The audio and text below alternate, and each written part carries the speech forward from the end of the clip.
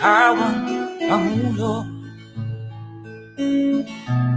para sa pagbabago. Sawa na ang bayan ko sa magnanakaw na tao.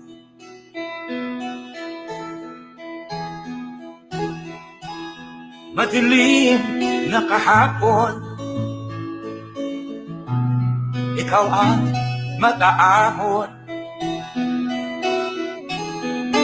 Sa piling mo, di ko mawawala ang korupsyon.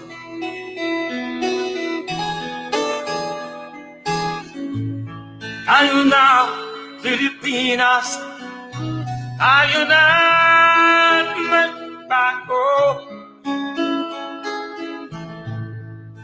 Hawak kamay tayo para sa pag-asenso. Ikaw at ako, tayong lahat kay Rodrigo Duterte, para sa tunay na pagbabago.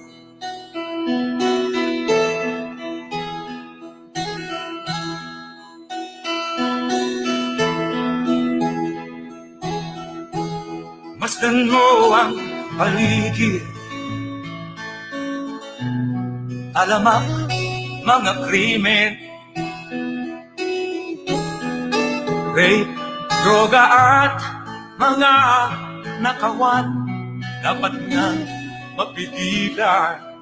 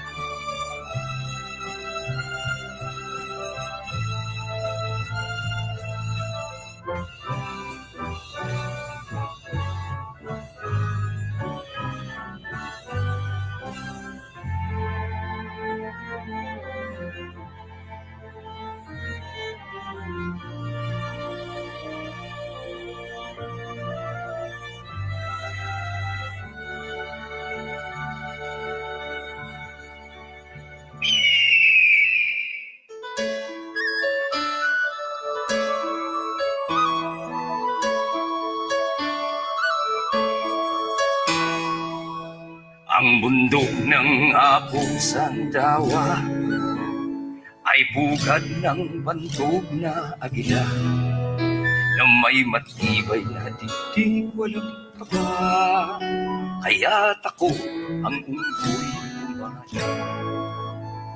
Siya ay may inakay na hinasa, matapang ito kapihasa, na masasabi kong kasing talas niya, nasusulod sa lipad ng ama. Lipad anak ng agila, lipad ng makikita nila, upang may tutuwid ang balukto, upang matatakot ang mga salot. Lipad na anak ng agila, balahibo at pagkis mo'y sapat na. Ang bayan sa'yo'y umaasa, sagisag ka nitong ating bansa. Lipad na.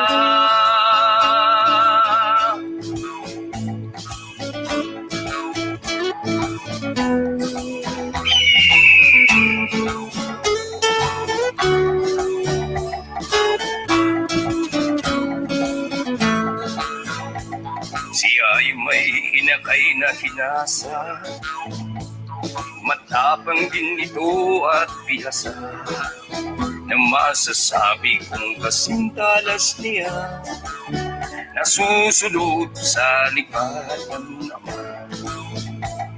Lipad anak ng agila, lipad ng makikita nila, upang may tutuwid ang baluktot, upang matatakot ang mga salot.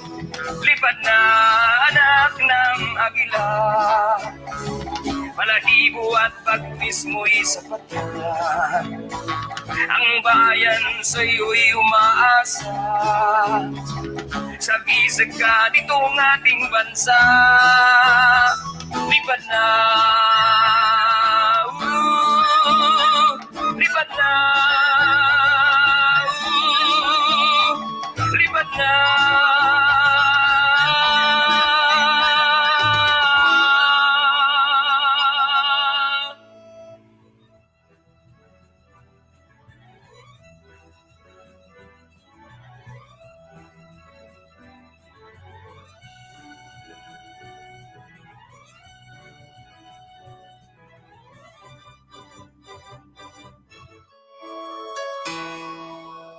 Ang bundok ng Apong Sandawa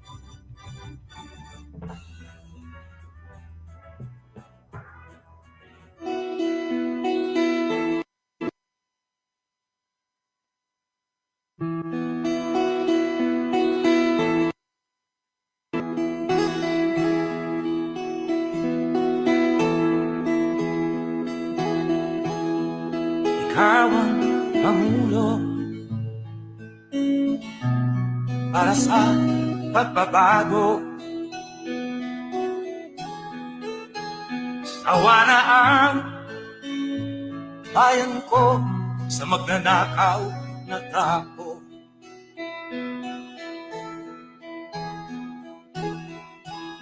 Madilim na kahapon,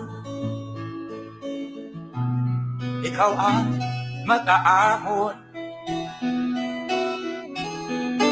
Sa piling mo, di ko mawawala ang korupsyon.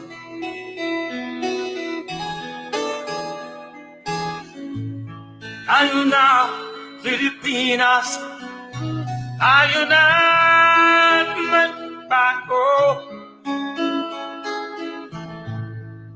Hawak kamay tayo para sa pagkasenso. Ikaw at ako, tayong lahat kay Rodrigo Duterte, para sa tunay na pagbabago.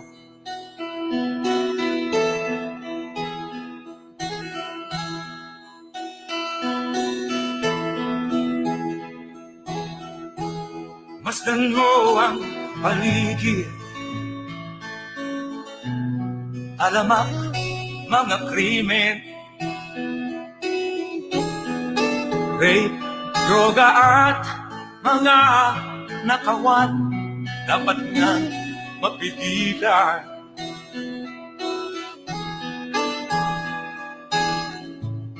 Tayo na Pilipinas, tayo na magbago. Kamay tayo para sa pagkasenso. Ikaw at ako, tayong lahat kay Rodrigo Duterte, para sa tunay na pagbabago. Why am I here? I am here because I love my country and I love the people of the Philippines. Ikaw at ako, tayong lahat kay Rodrigo Duterte, para sa tunay na pagbabago.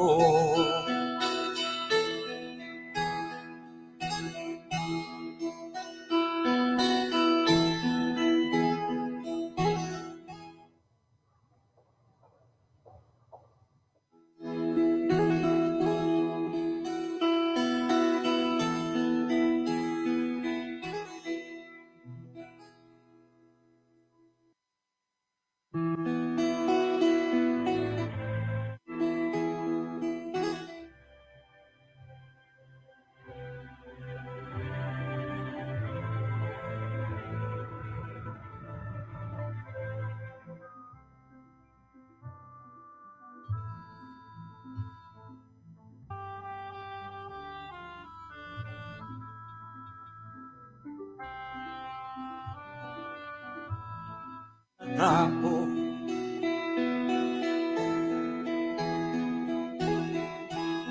madilim na kahapon, ikaw ang mag-aahon. Sa piling mo, di ko mawawala ang korupsyon.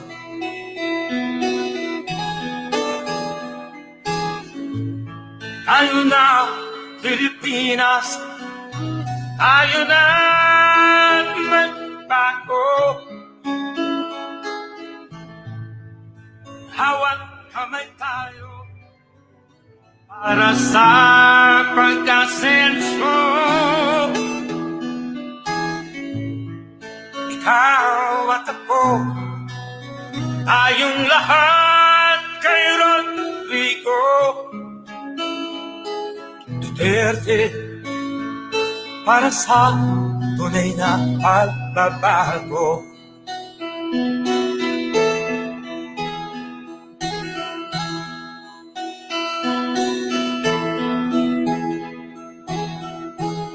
Masdan mo ang paligid, alamak mga krimen, rape, droga at mga nakawan, dapat nga mapigilan.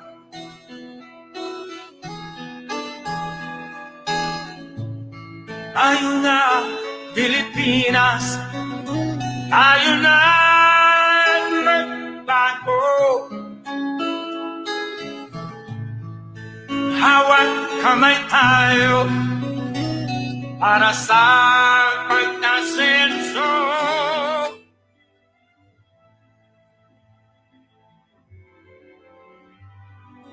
Tayong lahat kay Rodrigo Duterte, para sa tunay na pagbabago. Why am I here? I am here because I love my country and I love the people of the Philippines. Ikaw at ako, tayong lahat kay Rodrigo Duterte, para sa na pagbabago.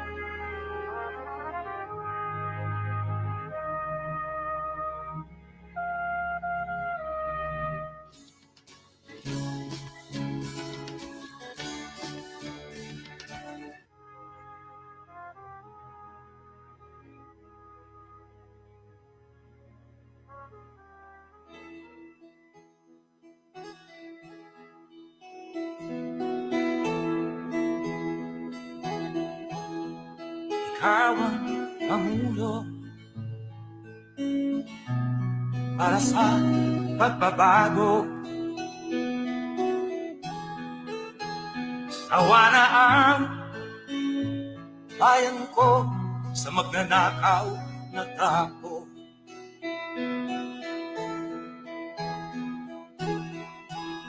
Madilim na kahapon,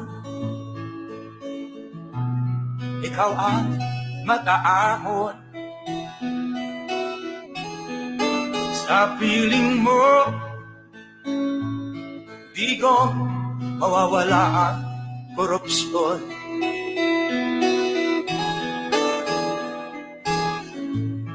Tayo na, Pilipinas, tayo na magbago. Hawak kamay tayo para sa pagkasenso. Ikaw at ako, tayong lahat kay Rodrigo Duterte, para sa tunay na pagbabago.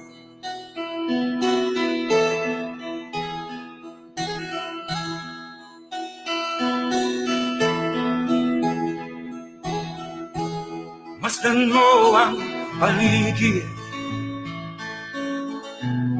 alamak mga krimen, rape, droga at mga nakawan, dapat nang mapigilan.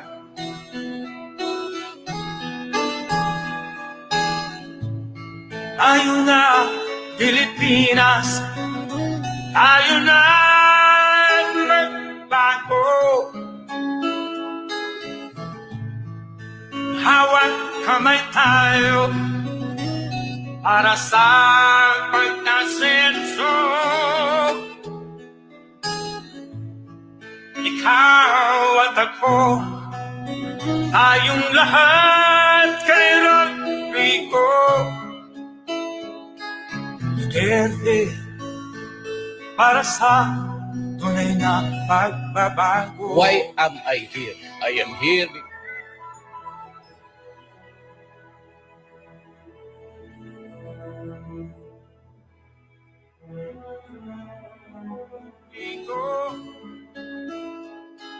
Duterte, para sa tunay na pagbabago.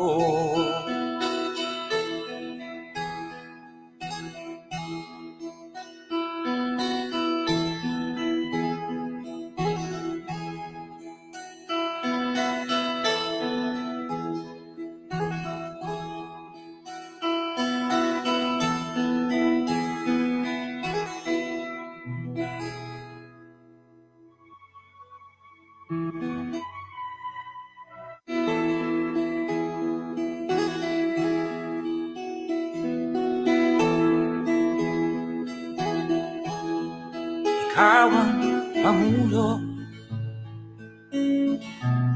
para sa pagbabago. Sawa na ang bayan ko sa magnanakaw na tao.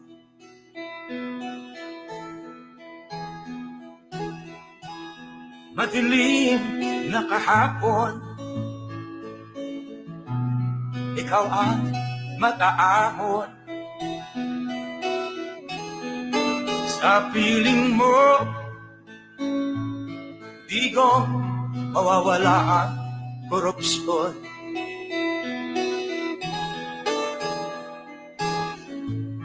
Tayo na, Pilipinas, tayo na magbago. Hawak kamay tayo para sa pagkasenso.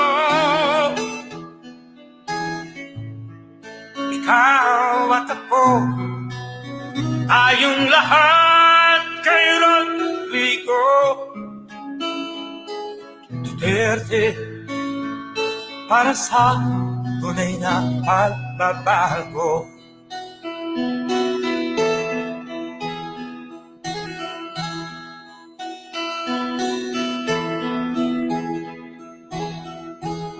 Masdan mo ang paligid,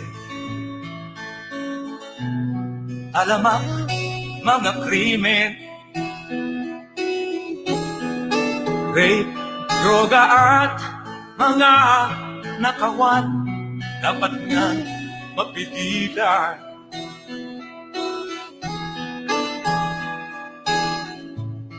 Tayo na, Pilipinas, tayo na magbago.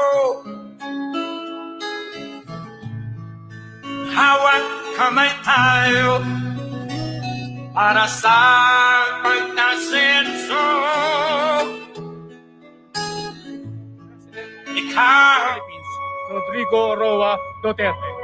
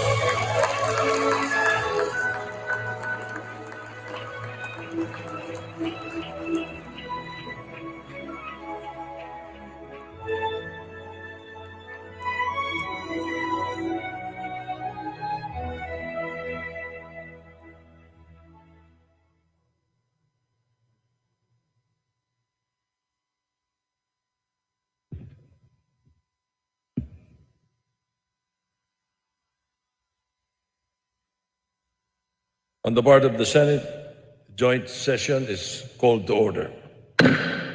On the part of the House of Representatives, the joint session is hereby called to order. Please rise for the singing of the Philippine National Anthem, be led by Ms. Morissette Amon and accompanied by the Philippine Philharmonic Orchestra.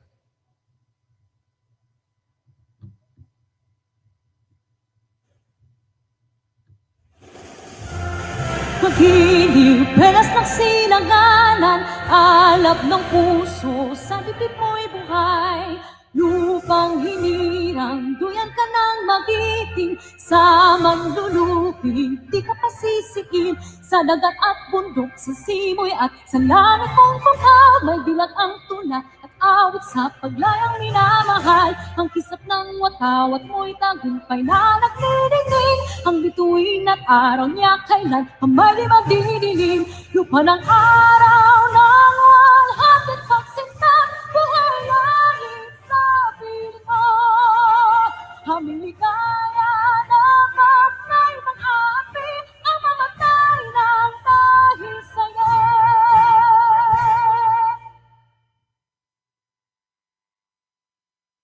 Please remain standing for the nation's prayer.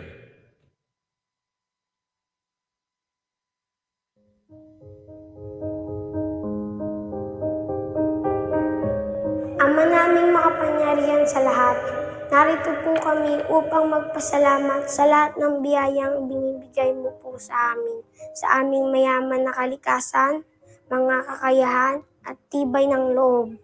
Maraming salamat po. Basbasan mo po at gabayan ang aming mahal na inang bayan at ang aming mga leader na pangalagaan ang aming kinabukasan bilang susunod na henerasyon ng aming mahal na Pilipinas. Gabayan mo po kami sa harap ng pandemya at protektahan mo po kami. Ipakita mo po sa amin ang tamang daan upang malagpasan namin ito at lahat ng mga darating pang sakuna, kalamidad o anumang hamon. Lahat ng ito ay tinatanggap namin bilang pagsubok lamang upang lalo kaming sumampalataya sa iyo. Naway matamo namin ang ganap na pagkakaisa bilang isang bayan. Turuan mo po kaming maging mapagkumbaba at laging unahin ang aming kapwa bago ang aming mga sarili, lalo na ang mga kapuspalad, mga dumaraing at ang mga nais na marinig. Pati na rin ang mga kababayan naming naghahatid ng mahalagang serbisyo sa kapwa, maging dito sa Pilipinas o sa ibang bansa. Patatagin mo po sana kami bilang tao at bilang isang bayan na laging nananalig at naniniwalang hindi mo po kami pababayaan kailanman. Salamat Panginoon sa lahat ng iyong blessing sa amin. Ito po ang aming dasal. Amen.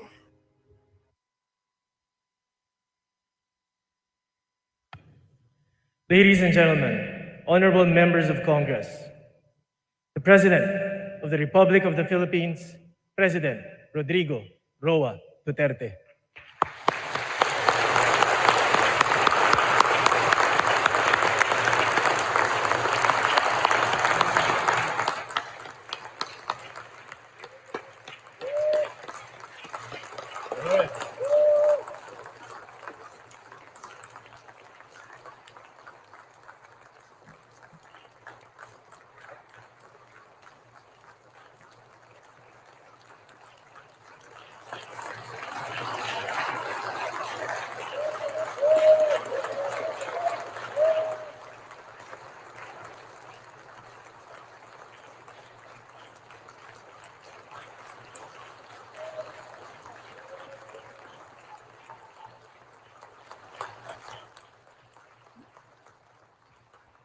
Kindly sit down.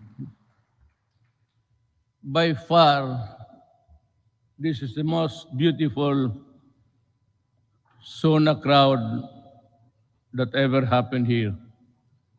So many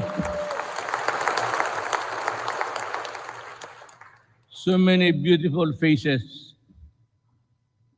And you only have to guess when you see the full face of the person. Senate President Vicente Soto III and the honorable members of the Senate, House Speaker Lord Alan J. Velasco, and the honorable members of the House of Representatives, Vice President Maria Leonor Robredo, former Presidents Fidel V. Ramos, Gloria Macapagal Arroyo, Joseph Ejercito Estrada, the Chief Justice Alexander Gismondo, and the Justices of the Supreme Court, Executive Secretary Salvador Medialdia, and the members of the Cabinet, Dean of the Diplomatic Corps, His Excellency Archbishop Charles John Brown, and the distinguished members of the Diplomatic Corps. My fellow government workers, and of course, to my lovely wife, Hanilet, mga mahal kong kababayan,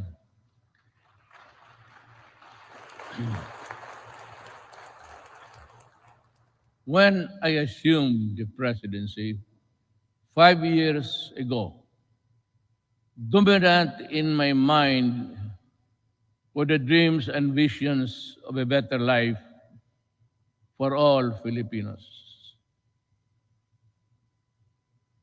I saw them as reachable through the institution of reforms and radical changes in both in the structure of government and the mode of governance.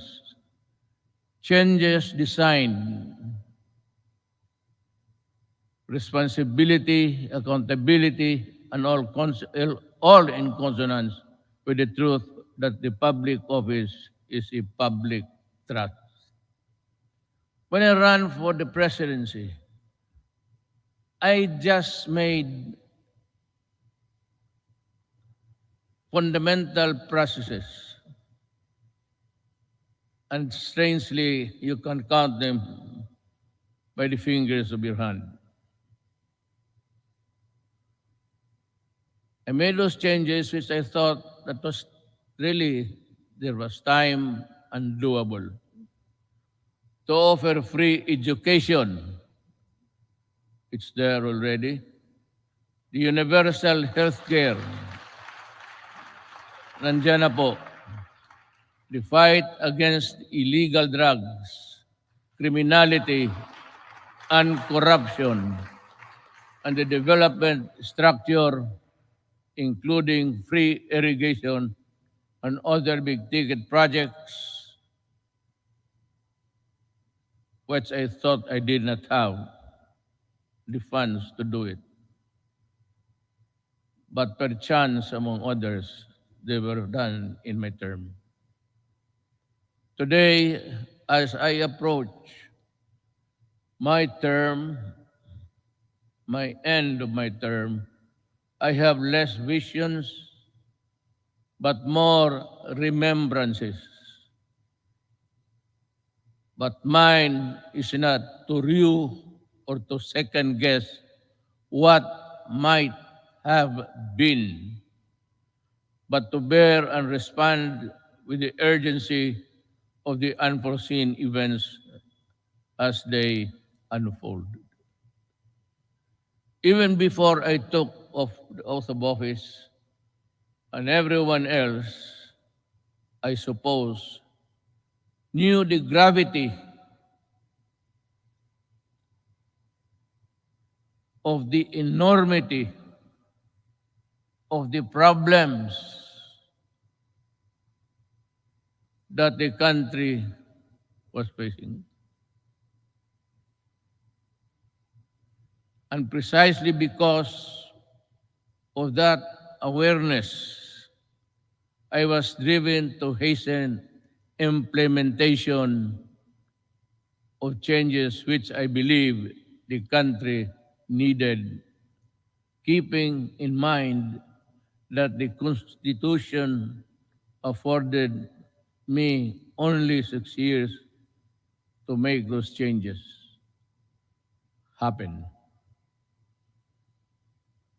Making a difference within the constitutional time frame is what I was up against. But no one gets by legally without warming to the needle's eye of the constitutional imperatives. That is why I cajoled, I shewed, I pushed, and I tangled with men of wealth and influence who were oblivious to the angst and pleas of the weak and impoverished. And for that, I was pilloried to no end. But I did not succumb to the attacks, and neither did I allow criticisms, however intense, dampen my determination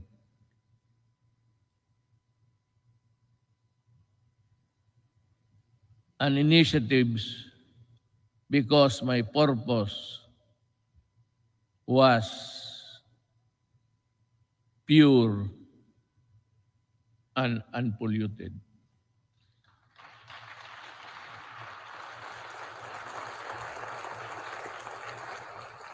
While we were busy instituting reforms, the twin augurs of illegal drugs and corruption laid low for a while, only to resurface as still with us and make no mistake about it. Corruption is but another term of stealing people's money, dashing in its wake a nation's goals and aspirations. Due to the brilliant programs and excellent work of our economic managers and the extraordinary cooperation between the executive and legislative branches of government. Our economy, with investor confidence, was poised to leapfrog from the company into the company of the world's fastest growing economies until COVID-19 pandemic stalled everything. Be that as it may, allow me this opportunity to extend my personal and the nation's gratitude to all those who selflessly gave their all in the fight against COVID-19, our health workers and other frontliners who risk their own safety.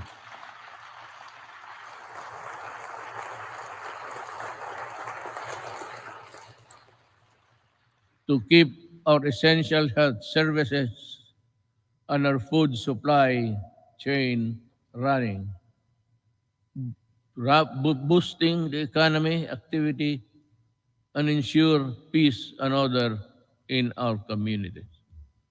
I would like also to extend my deepest appreciation for the generosity of the private sector who came to the government's aid in fighting COVID-19.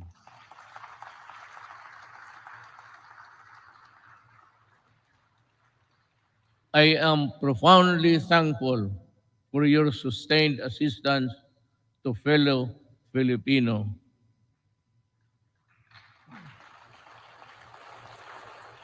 And amidst the same deleterious effect of the pandemic to our respective industries, let me assure you that the government is committed to assess the private sector to regain the commercial vibrance of the country prior to the pandemic.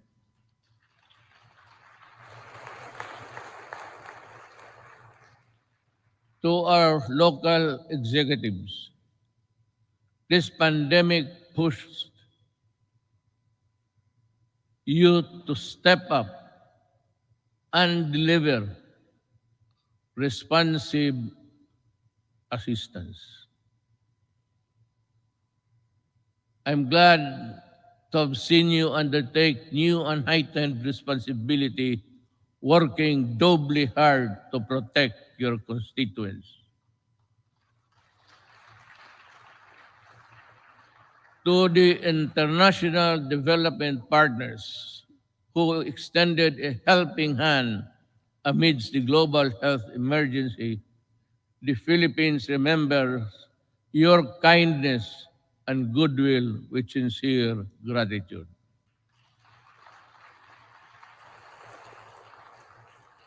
And to all of you who answered the call to protect one another by adhering to our nation's protocols, daghang salamat.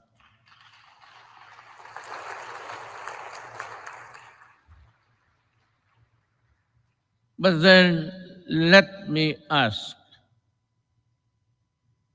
perhaps you and to myself, what exactly is the state of the nation today? In the light of the pandemic which has paralyzed business activities and crippled even the strongest world's economies. So, where do we go from here? Looking back to our accomplishments. In my first SONA, I laid down with utmost commitment and resolve the overall direction of my presidency. A comfortable life for all Filipinos anchored on a people-centered approach to development and governance. If I remember correctly,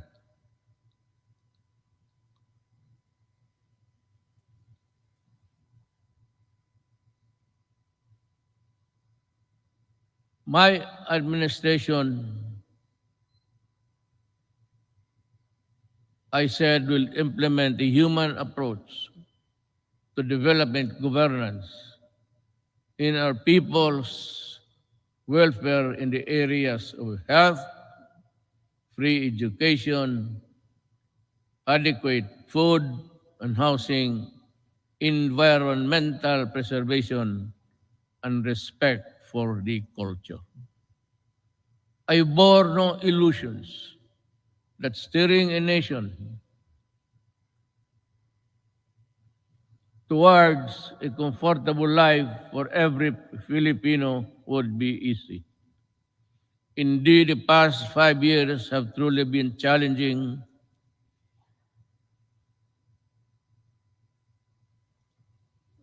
and humbling.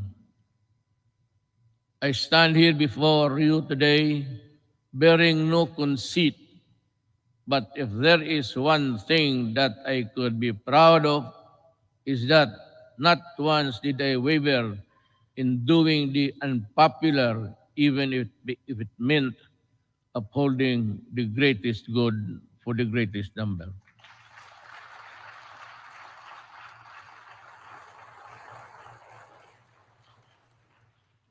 Before I took office, our country was beset with communist insurgency scattered across the nation.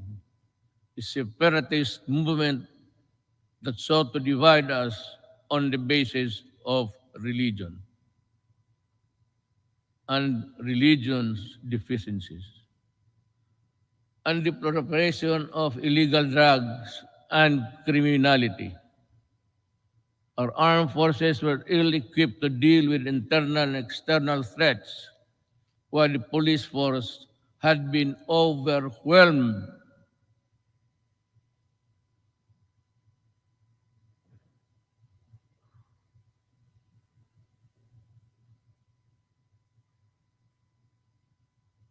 by criminality and the drug trade problem.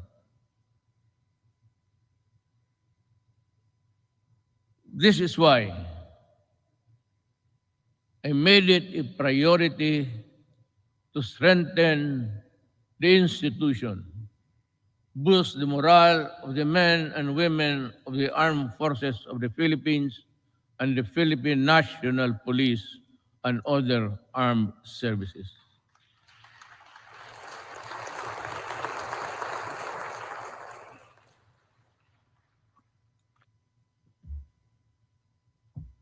Again,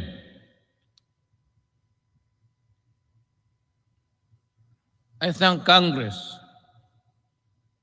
for working with the Executive Department in enhancing capabilities of the AFP and PNP through our modernization program. In 2018, we raised the salaries of our military and uniformed policemen and personnel to a level commensurate to the critical role they play in upholding national security and maintaining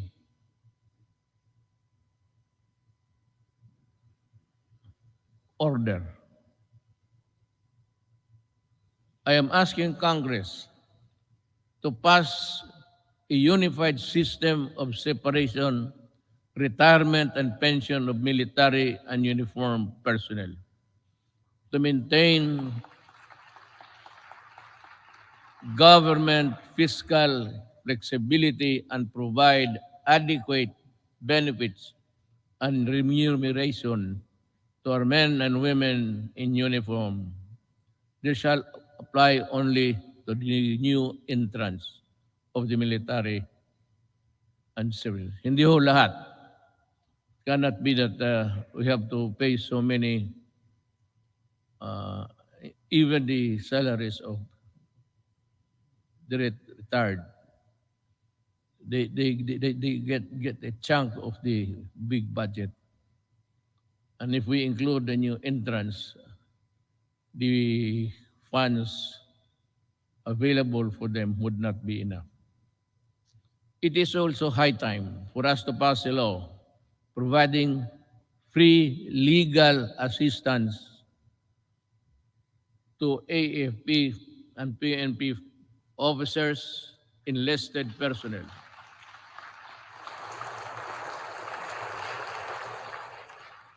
to help them from charges arising from incidents related to the performance of official duty. The continuous upgrading of our defense capability shall ensure that we shall uphold our territorial integrity and sovereignty from external and security threats among the new additions.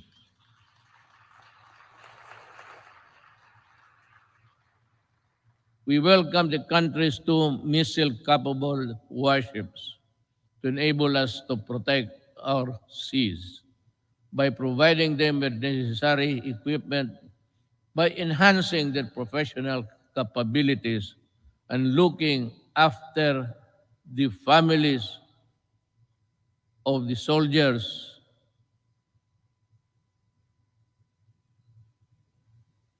who would not be longer be in their company. We do not only strengthen our military and police institution, we also inspire them to serve this nation with the highest degree of loyalty and patriotism. We enable them to carry out their mandate to defeat all enemies of the state, whatever the cost. Indeed, I am proud of the accomplishments of our troops in securing our nation against all threats to our democratic institution.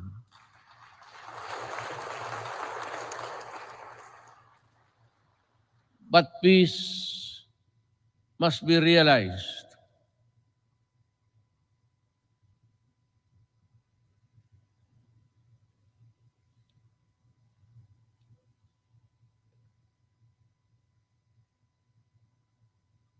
Peace and security is not only just a military concern. That is why we deviated from the traditional purely military approach in dealing with matters of national security. With the creation of the National Task Force to End Communist Armed Conflict, or NTF-LCAC, we have made great strides in addressing the root causes of this conflict by empowering our kababayans who have been used by the communists for many decades. In our continuing effort to build state of safe and conflict-resilient barangays, we have worked towards the sustainable rehabilitation and development of communities where the communists used to operate. Through the NTF-LCAC, we invested in farm-to-market roads, school buildings, water and sanitation, health stations, and livelihood. Alam mo, kasali na tayo dito lahat. Always, every law or every regulation must pass Congress, of course, to the President. But sometimes, in our,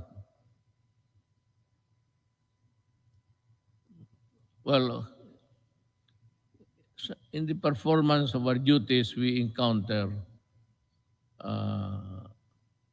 the not so nice of confronting each other. But because of these interventions, more than 70 former 70,000, 17,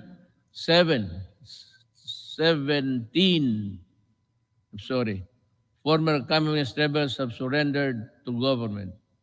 They have returned to the folds of the law and are happily reintegrating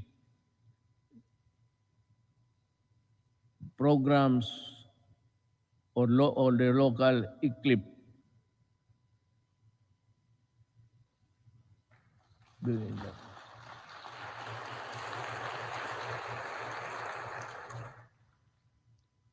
It's either I am talking too fast or too slow, or the operator of this thing here is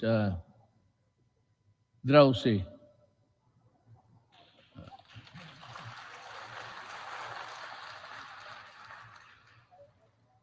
Maybe because I had so many ad-libs along the way. Marami akong akin lang.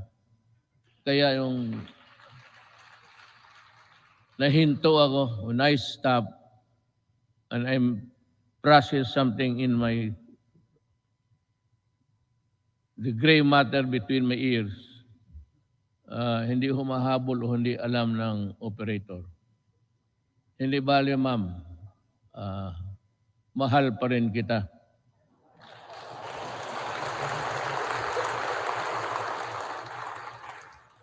Lalaki ba ito o yung mga babae? Kagabi yung mga babae, sila? Sabihin mo sa kanila, magipagkita ako maya. I will embrace them for their punctuality in operating this, this strange machine that gives you the speech. With the support of our local government units, I am confident that support for the communist movement will continue to erode in the next few months. Unlike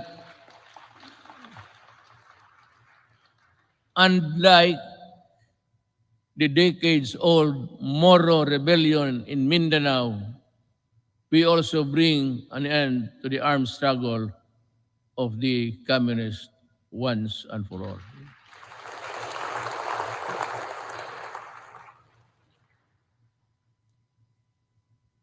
Sa totoo lang, itong komunista, college pa ako. Hanggang ngayon, ang mga sige pa rin. So, speech mo lang ito, kunwari lang, pero ang totoo, there's a lot of fighting going on in the countryside.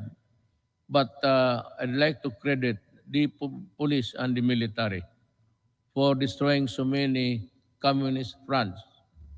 I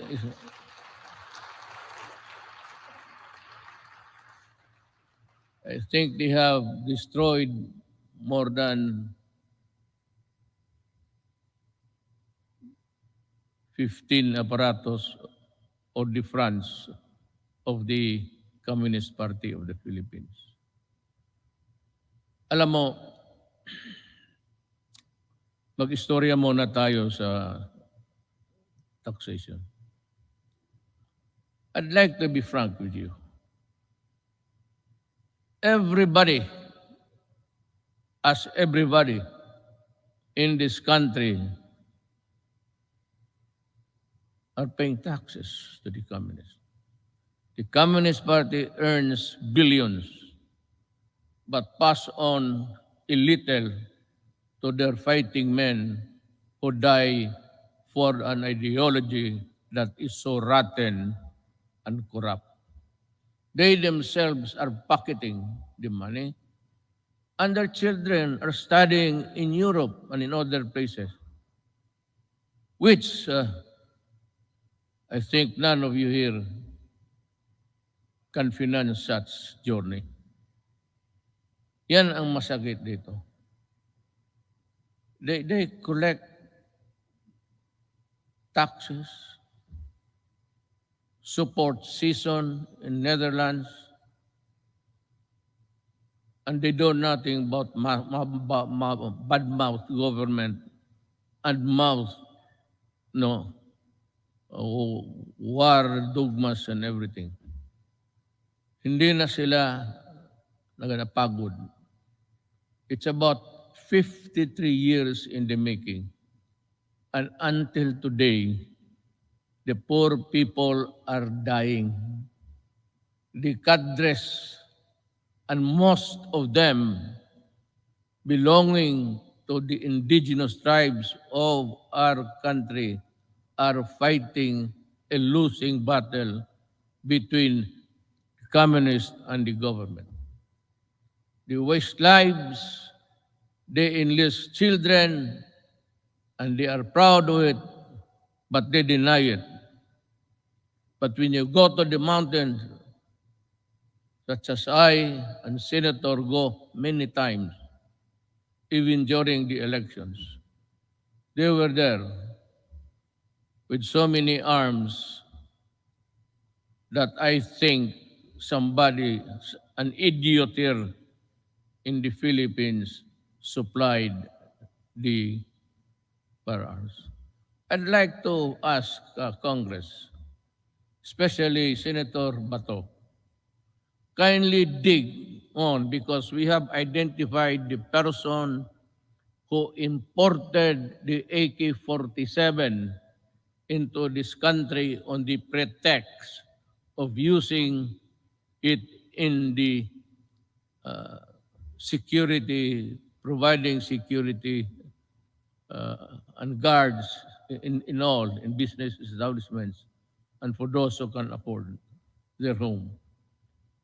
This policeman, I think, is still there. He was a colonel, and she is still, walang nangyari. At maraming sundalong namatay dahil sa mga armas na pinasok nila dito sa Pilipinas. So that my orders to you, if you see them walking around, kindly shoot them dead. I would be happy.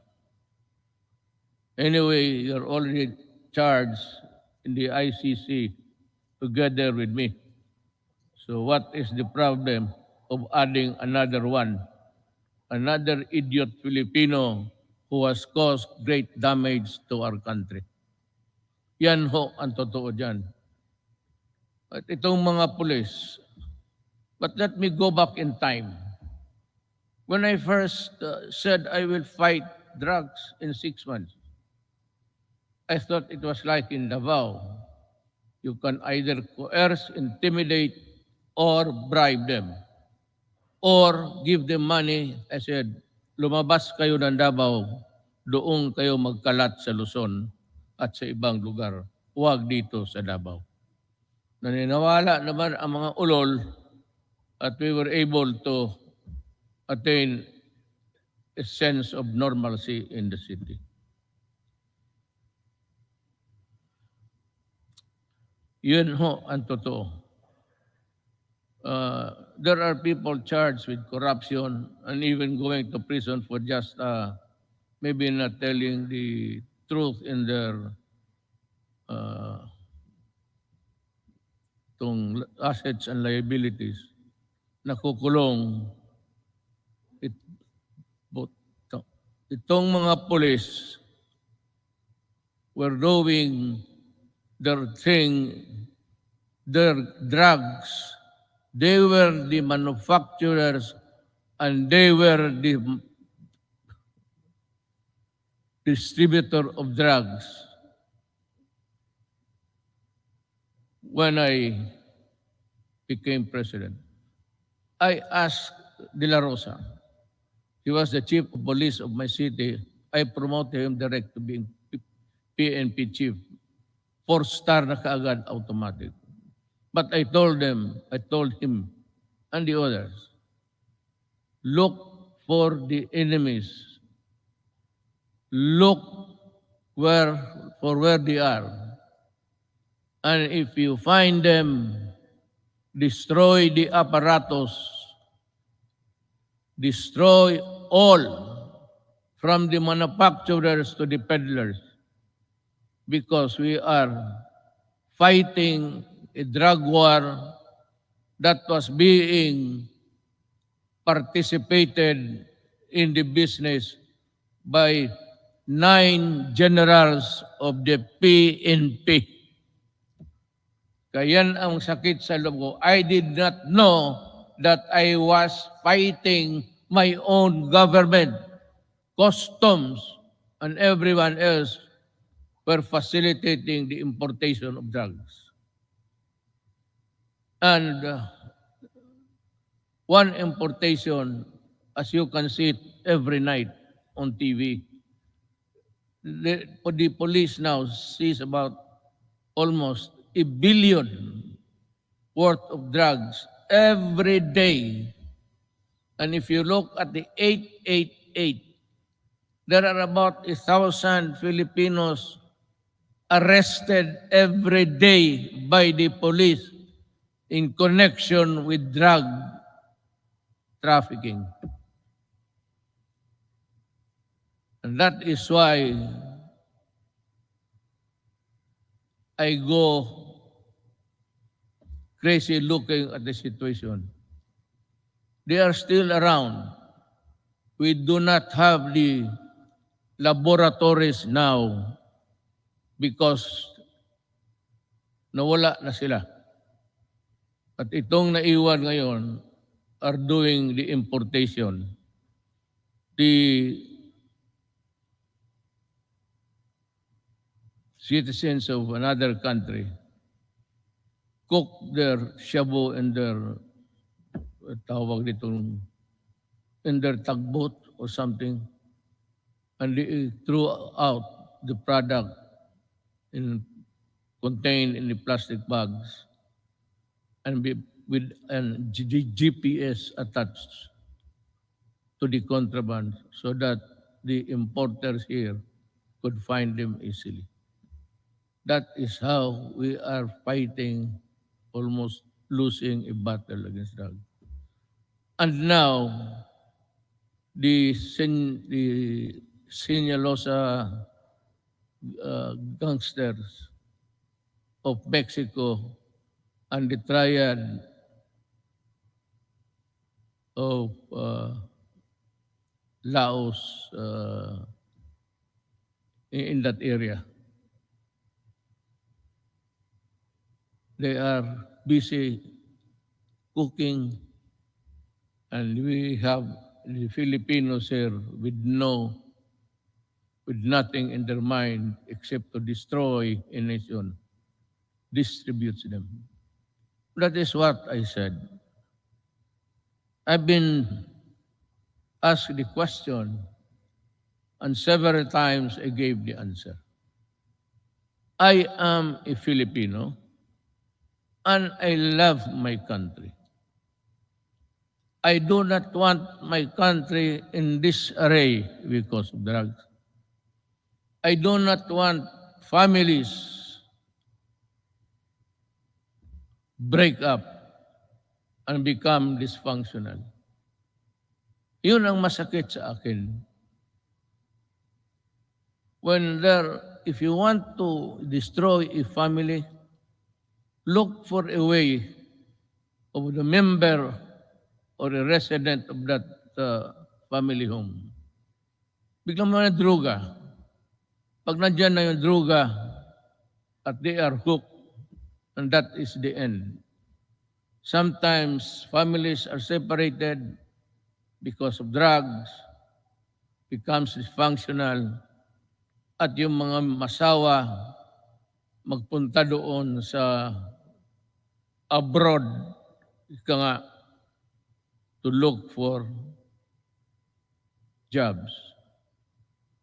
And you know, in the Middle East, I am not attributing it to any particular country, but there are tribes in the Middle East who are employing our Filipina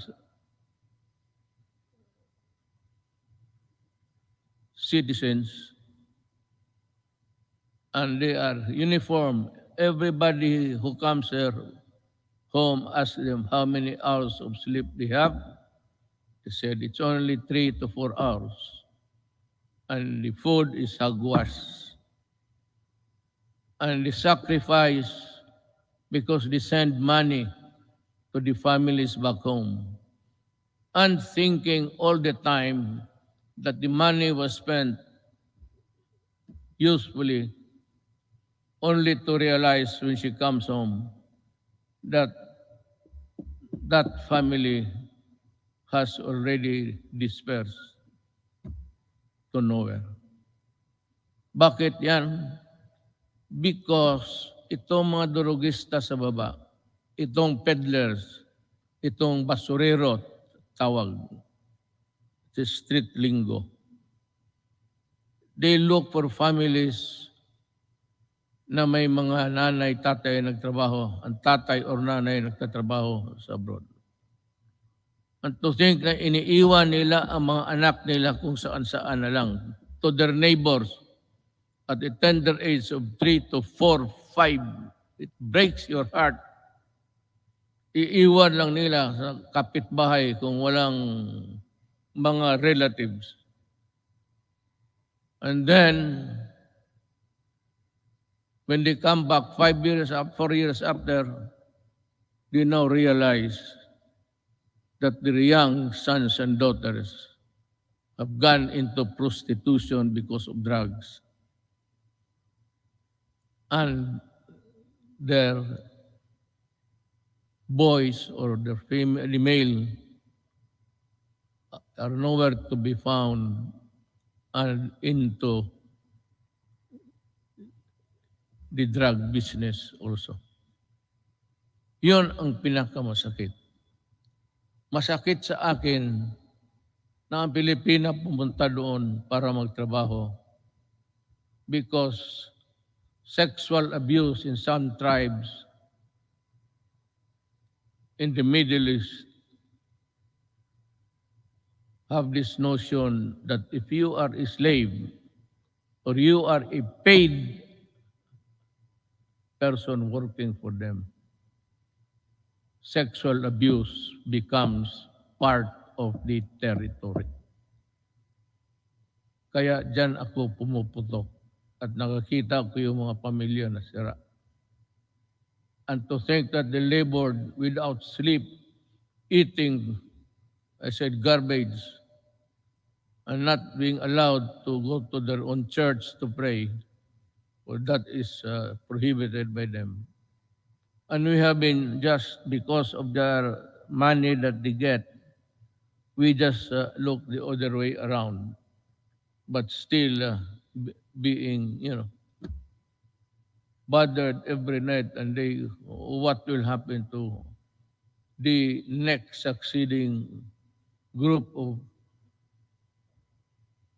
That is why I have in this speech, I talk about slavery.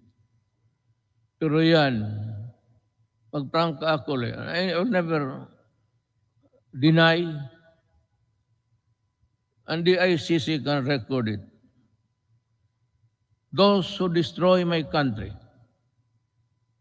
I will kill you. And those who destroy the young people of our country, I will kill you. Talagang ngayariin kita because I love my country. You can do it the legal way, but it would take you months and years. And you know what? The statistics I just learned the other night, that plenty of those who are in the middle class have been released from prison despite the fact that they are charged of trafficking which is non-bailable, and most of them are out. Babae pati lalaki ang kaso. And that is why I said, I toyed with the idea. I said, if there is still space, with due respect to the Senate President, he is a good man. He can become a good Vice President. He is holy. Ngayon, hindi na siya nahuhuli. Noon, huling-huli siya. But with due respect to Senator Soto, who's also running for the Vice Presidency, he is a capable man, a good man, and a Filipino.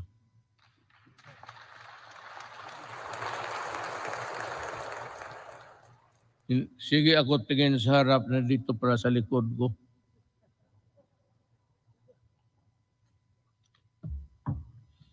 You know, when you are old, I've been in politics, mayor for 23 years, 5 years as a congressman dito.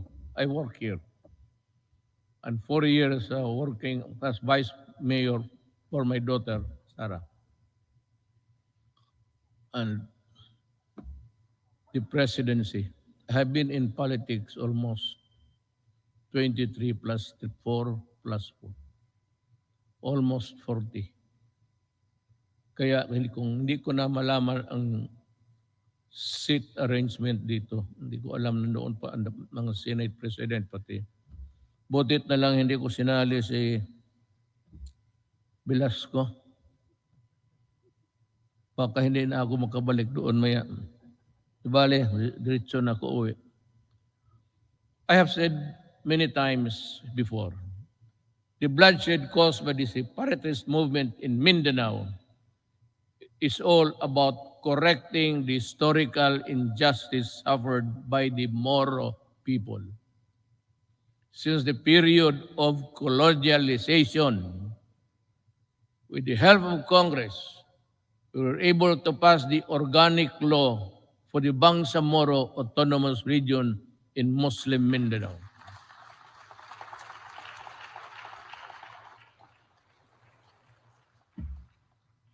Finally fulfilling a promise that was decades in the making. Our victory in Marawi is also a testament to how the Filipinos' patriotism is far stronger than any extremist group. As I have said before many times, there is no room for lawlessness in this country.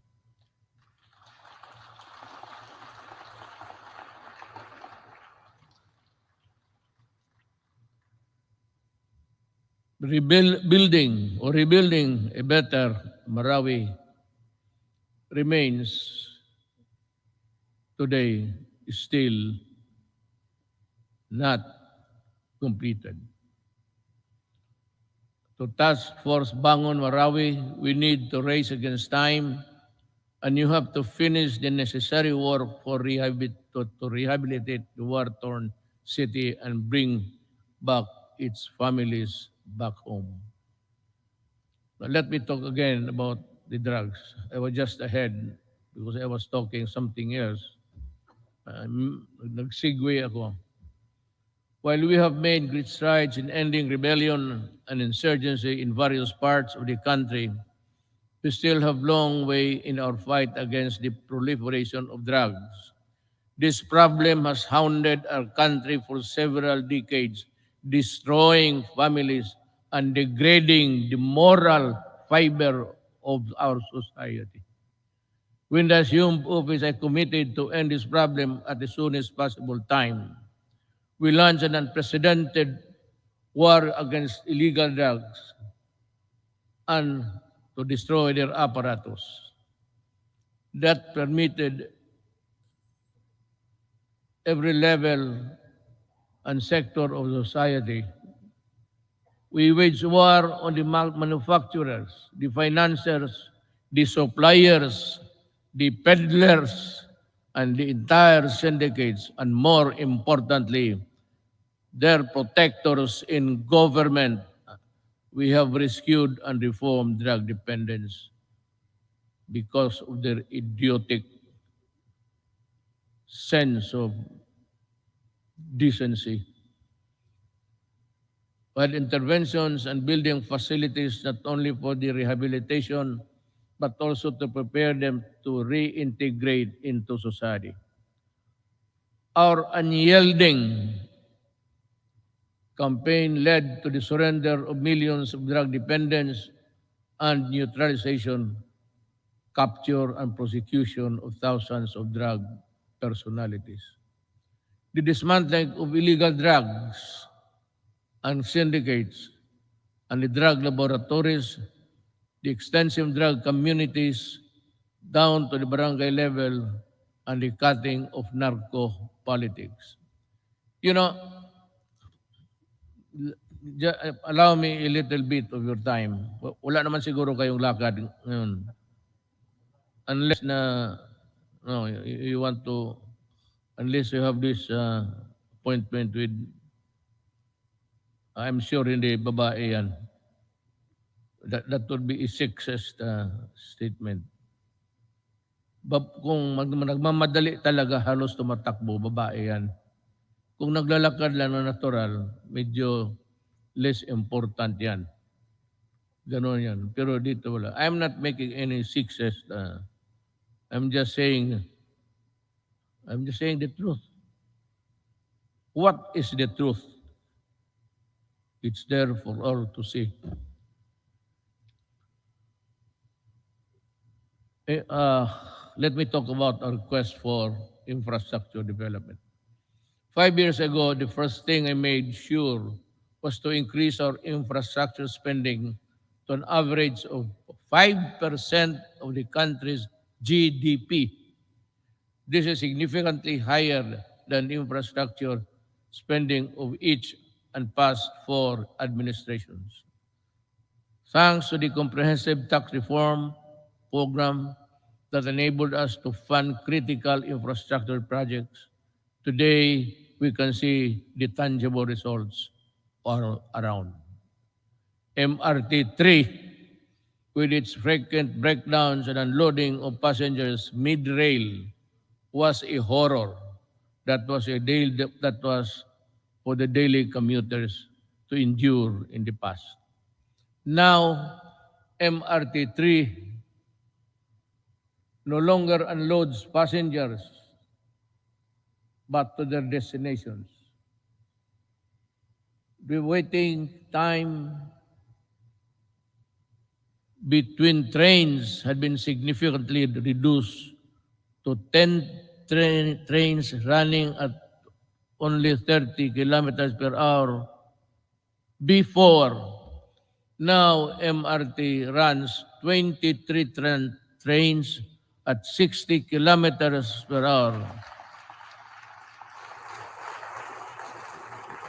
We have taken away the misery of public commuting.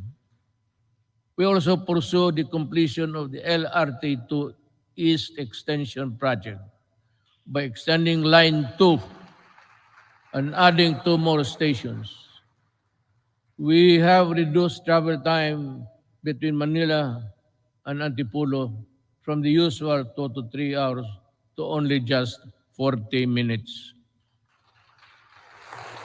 Thanks to our partnership with the private sector, we are able to open Stage 3 of the Metro Manila Skyway in January this year. This decongested EDSA and other major roads in Metro Manila.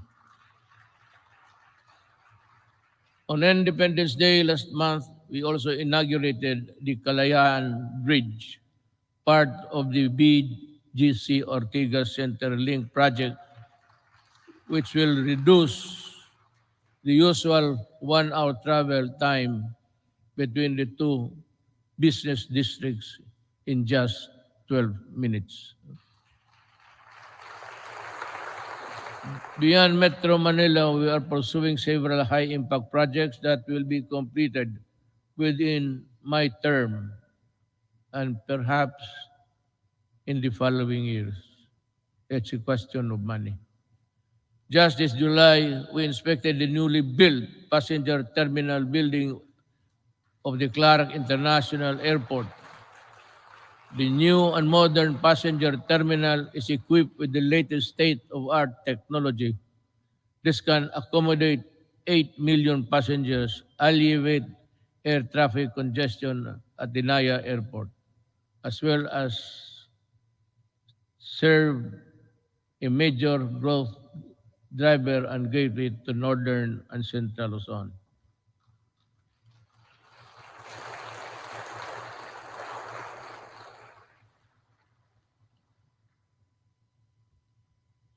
Madali man na magpakpak, ang basa ang mahirap.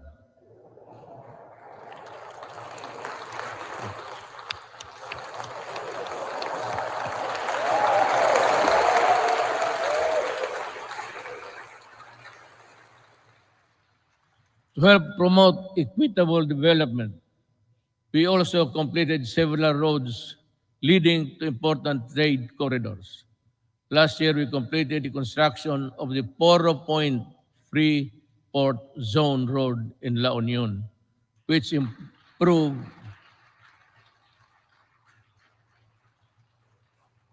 Nakita na ninyo yan? Wala. Sige lang pakpak. You don't even have a picture of what I'm talking about, I'm sure. To improve access to prime spots for investment tourism in the Poro Point area.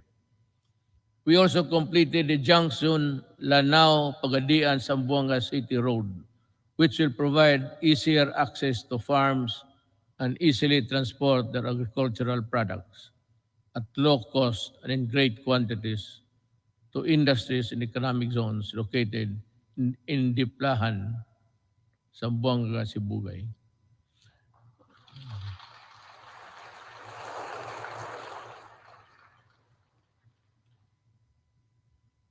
The Sorsogon City in Bicol,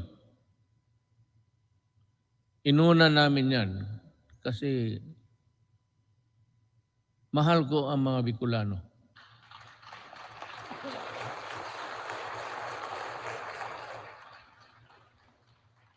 Pangangatawan ninyo yung pakpak ninyo ha.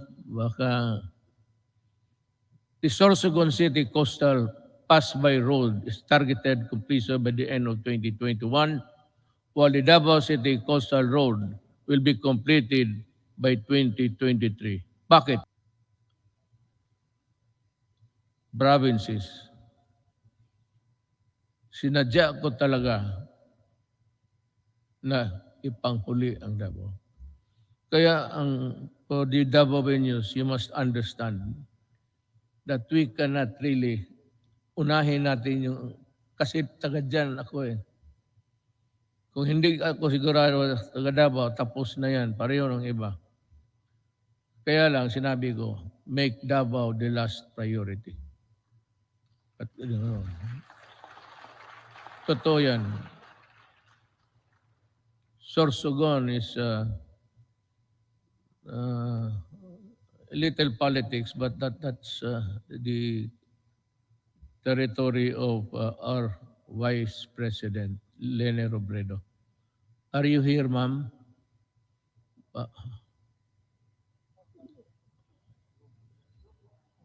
Zoom.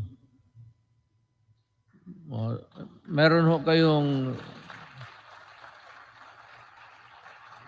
Sorsogon at iba pa. We have inaugurated new highways and roads and skyways. We have bought new trains, and these are a testament that we have greatly eased the grueling experience of traveling and commuting. And to sustain our momentum in infrastructure development, I have directed DPWH, DTR, NEDA, Department of Finance, and DBM to be on full speed to ensure that our flagship project will be completed within my term, especially those that could help disperse economic activity outside of the densely populated Metro Manila. I thus earnestly call upon our LGU and private sector partners to help us speed and go for the earliest realization towards our flagship project, infrastructure, and others. Let me dwell about governance. As we improve the connectivity, we work towards greater convenience for our travelers. We have extended the validity of the Philippine passport to 10 years to lessen the burden of our traveling travelers and OFWs. We have also gone beyond merely addressing the 3 million backlog of the driver's licenses in 2016. We also extended for the new cars the validity of the driver's license to 5 years. And addedly, we shall begin the issuance of these driver's licenses within 10 years, which would be good for 10 years if there is no traffic violation. So, punta ka doon sa LTO, maybe you have a good sight. Merong ano yan eh. I think there's an examination there somewhere to test your ability to drive safely. And you go back 10 years after, and you think that you still have the good sight, and your reflexes are still good. 10 years, maraming banggaan yan. Sigurado ako. After 10 years, after 5, there should be a stricter measure to issue the 10 years validity of a driver's license by imposing stringent requirements to test the essential functions of eyesight, then the hearing. Yung iba, hindi na nakakarinig ng serbato eh. And so, I have to, 10 years is too long. So I like it. It's good. But we should have, as I said, in 5 years, we should go there for a medical makeover. Tingnan lang kung kaya pa.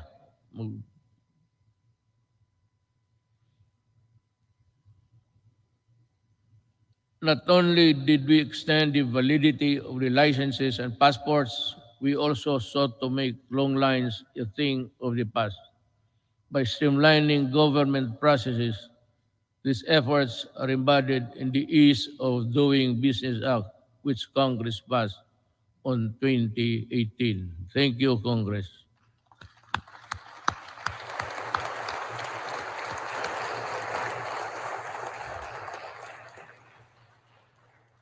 Sa inyo yon. Ako ang nagpirma pala. Ako nag-execute. Pakpak rin kayo.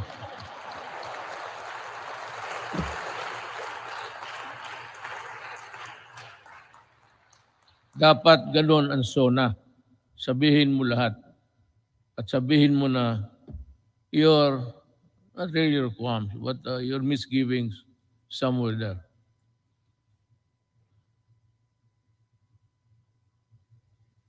Transactions will be further streamlined with the rollout of the Philippine Identification System or the PhilSy to the Philippine Identification System Act. With this, we hope to facilitate the better access, better services and access for all Filipinos, even in the far-flung areas.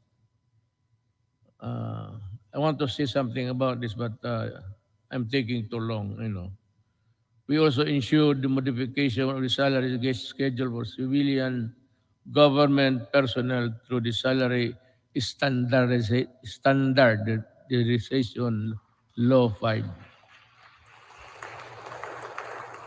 A necessary measure for our civil servants to recognize their work and accomplishment, as well as a gesture of gratitude and goodwill.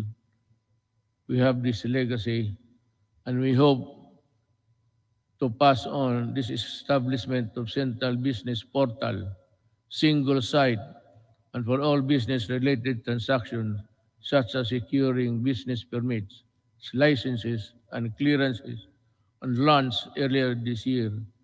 It shall be elevated our global standing in doing business arena and improve our country's competitiveness.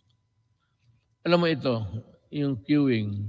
When I was a mayor, I don't know, but maybe a legislator or a senator or a congressman, well, not really that he's higher than the others.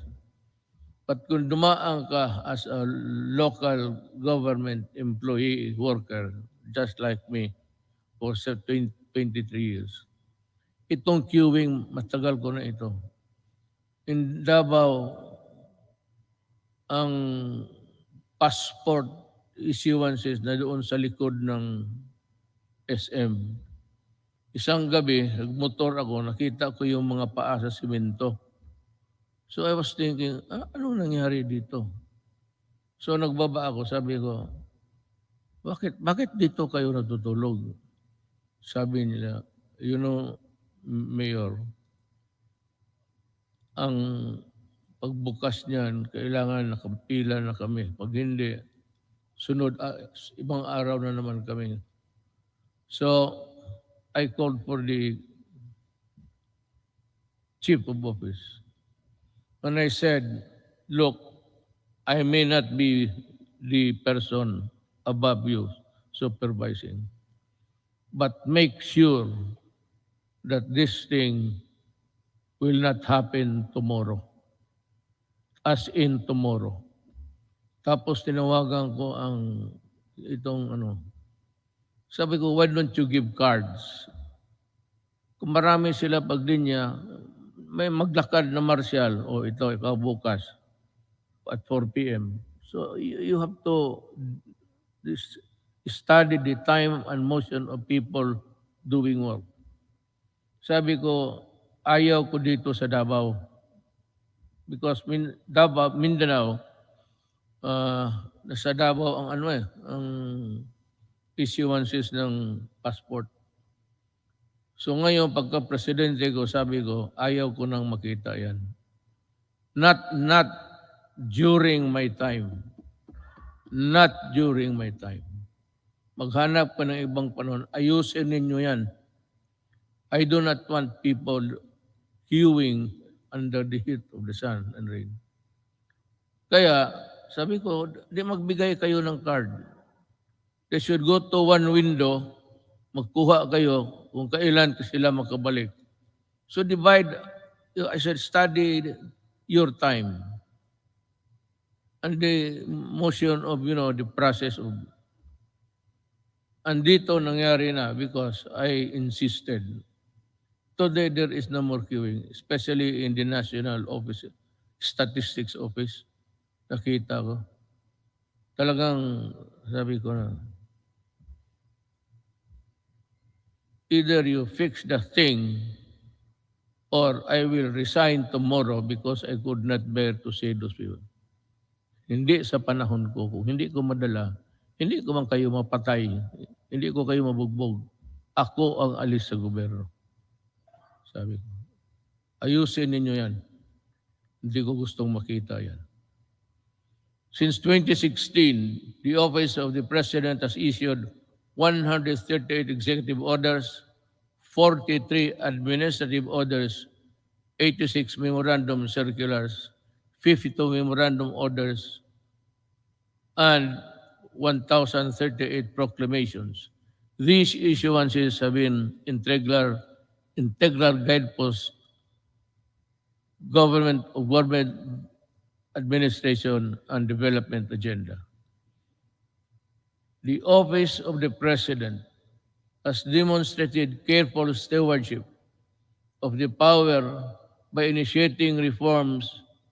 We upgraded and improved the system and process to ensure that it can provide the best service to the institution of the presidency and the offices under it, ultimately to the Filipino people. To further promote transparency and accountability in government, we also issued the Order of the Freedom of Information and opens the records of transaction, decision, issuances of all government agencies. In relation to this, we have also Presidential Anti-Corrupt Commission that is tasked to run after corrupt and erring government officials and bring them to justice. Alam mo, I don't know if you perhaps have come to know about this. I have yung pastillas sa airport. There were 43 personnel involved. I fired them all. Talagang pinaalis ko sa gobyerno. Nagbalot mga ako ng pera sa pastillas. Sabi ko magbalot ka, lagyan mo ng pera. Kaya ito ang ipakain ko sa kanila. Tinawag ko, 43 of them from the immigration. Mabutit na lang nandyan si Justice Secretary Guevara. So that prevented me from doing it because kung hindi siya dumating, and I never expected him to be there, bigyan ko isa't isa yung papel at ipakain ko talaga yung pera sa kanila. Gusto mo ng pera, kainin mo. That is the best way of, then you fire them. Customs 73 plus 42, and every day you have we have dismissed about 200 government personnel. But some I did not allow the publication because may mga pamilya eh. So of late yung sabi nila na wag na lang kasi nasasaktan yung mga. So ngayon wala na. I have stopped it, but there is no saying that we cannot reimpose it again for all of these idiots. I still have about a year to go. I will reach you generation to come in to work for government. Kung hindi mo ganunin, walang mangyari. Nandyan, it's in the system. Kagaya ng drugs. Sino ba naman maniwala na nine generals sa police were into trafficking of drugs? And because they are policemen, the charges simply just disobeyed. Because the prosecution, the investigation, which form part of the vital documents in court, wala nobody was investigating because they are also policemen. Kaya yan kahirap ang ano. Kaya gusto mo itong mga to, talagang the only way to do it, just call them and say, look for another job. Don't.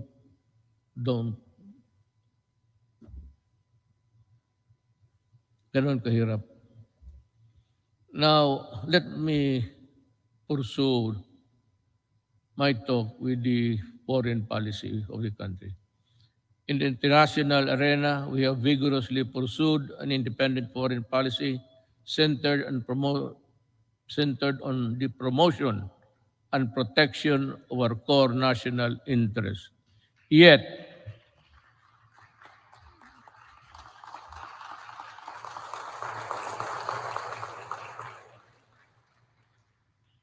sigurado kayo sa pinapakan ninyo? I was just laying the predicate of what I'm going to say. Yet, we continue. I will just give the cue, then you clap your hands. Yet, biro lang yan. Yet, we continue to work with all nations and seek partnerships that work. Because despite differences, it is an independent world where interests and objectives intersect.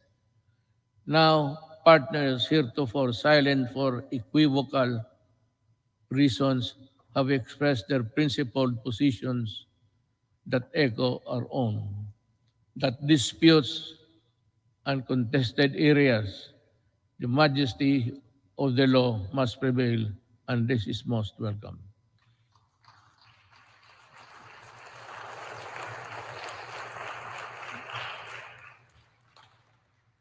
To our friends in ASEAN and around the world, thank you for supporting my government, my country and people, where it truly matters. I assure you that the Philippines will remain a responsible member of the international community.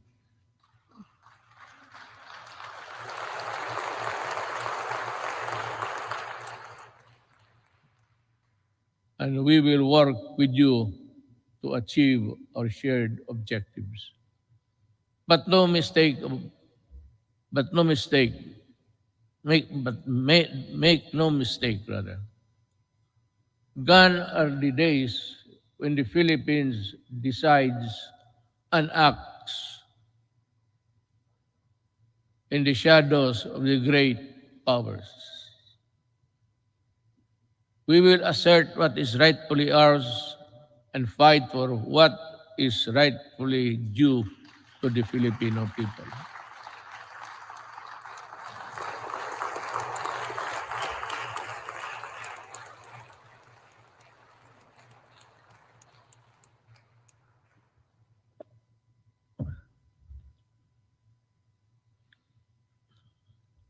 We do not have any SONA every day. Now is as good as any other time to just let it out from puso mo. This is why we sent back container vans of garbage, because our country is not a dump site.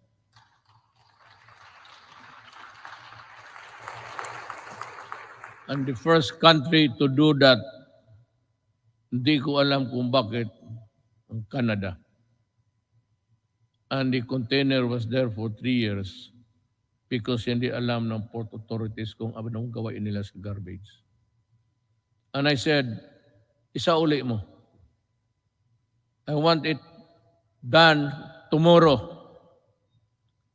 Those containers must be out of our country. Pag hindi kayong lahat, all of you in custody, I'll fire you. That is a good ground for dismissing people for accepting the garbage. Kaya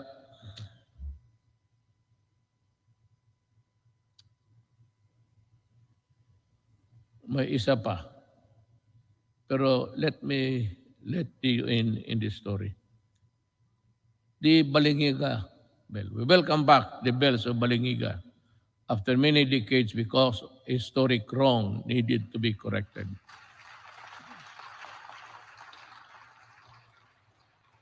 The deal was, I would say, I am in bad faith. Sigurado yan. I will admit it. But this is the real story. The Americans, former soldiers, war veterans, went to see me, I think it was in Aguinaldo, and some military men. And in no uncertain terms, they said that you have been invited by Trump to go to America. Have you decided to go there? I said, no. Why? Because I do not like the way that you are treating my country. Why? I said, for one, and there was the clamor now of Balingiga. You return the bells of Balingiga. So that's a war really sacred also to the soldier. Then it is more sacred to us in addition to the religion, the Roman Catholic Filipino, the church. Sabi nila, why would to make a deal? Si Hogan, he is around. He's a CIA agent. Sabi niya, isauli namin, pupunta ka, because I said earlier in my presidency, there will never be a time that I will go to America. Itong mga media mahilag mag-udyok eh. Ganon, bakit ka hindi punta? O arte mo lang yan. Sabi ko, then you watch me. Gusto ninyong malaman. Sabi ko sa Amerika, yes, I might consider going to America. So well then. O sabi ko, work on it. Ano in just 2 months time, they told me that the ship carrying the Balingiga bells are on their way to deliver it to Quezon. You remove it, you put it back there, kayo mismo. So tulong-tulong sila doon, nabalik na. Hogan said, so when are you going to go to America? So I do not have the time. But I will go there.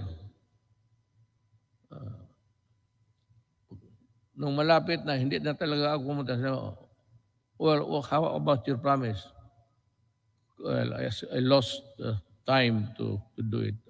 I cannot do it now. Pero talaga, in my mind, and the Americans might know it, there was never in my mind a trip to America. Ngayong Balingiga, sabi ko, you massacred one barangay, baryo noon, women and children and all. Pinatay nila lahat. Because that bell, Balingiga, was used to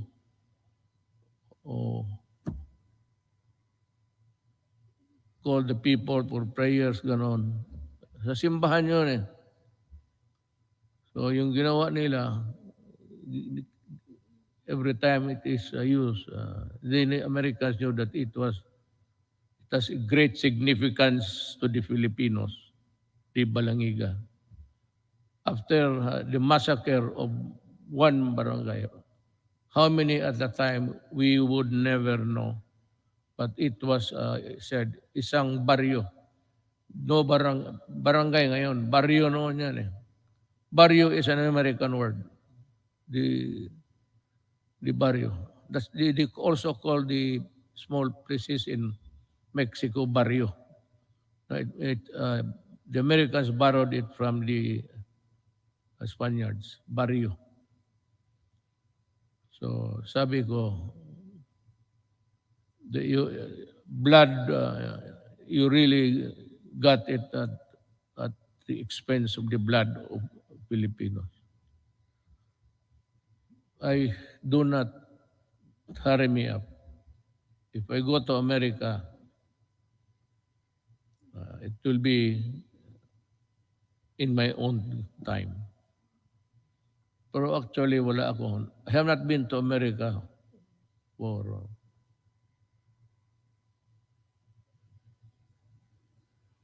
almost 10 years, 20, 22 years.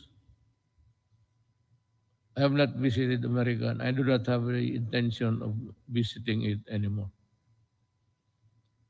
We called on the world to dismantle the heinous kafala system. Ito ring isa. Because the Filipino is no slave unto anyone, anywhere. And there is no room for modern day slavery. We helped start a new global civil rights movement for the migrant worker. And we asserted the arbitration ruling on the South China Sea clearly and in no uncertain terms, bilaterally, and the ASEAN, and finally at the United Nations General Assembly. And let me talk about that. I said in the September of last year, the arbitral award is now part of the international law and beyond compromise and beyond the reach of the passing governments to dilute, to diminish, or abandon.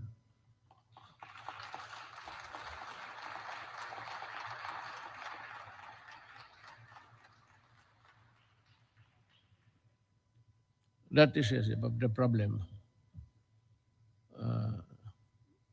We would like to just to everybody in the Middle East. I would like to tell them that not only Filipinos, but all human beings, the kafala has no place there because it's a setup for slavery. Either you correct it or we will ask our workers, Filipino workers, to go home. Sabi ko, bahala na. Kung mahirap lang kami dito, okay lang. We will try our very best to make up for what they have lost, what they will lose in the process. But we will never allow them to be slaves. But we need to do more with our partners. We continue scaling our maritime domain awareness, defense capabilities. Yet, we will not close our doors on diplomacy and the tongue, because that is how disputes are settled and never by force. Let me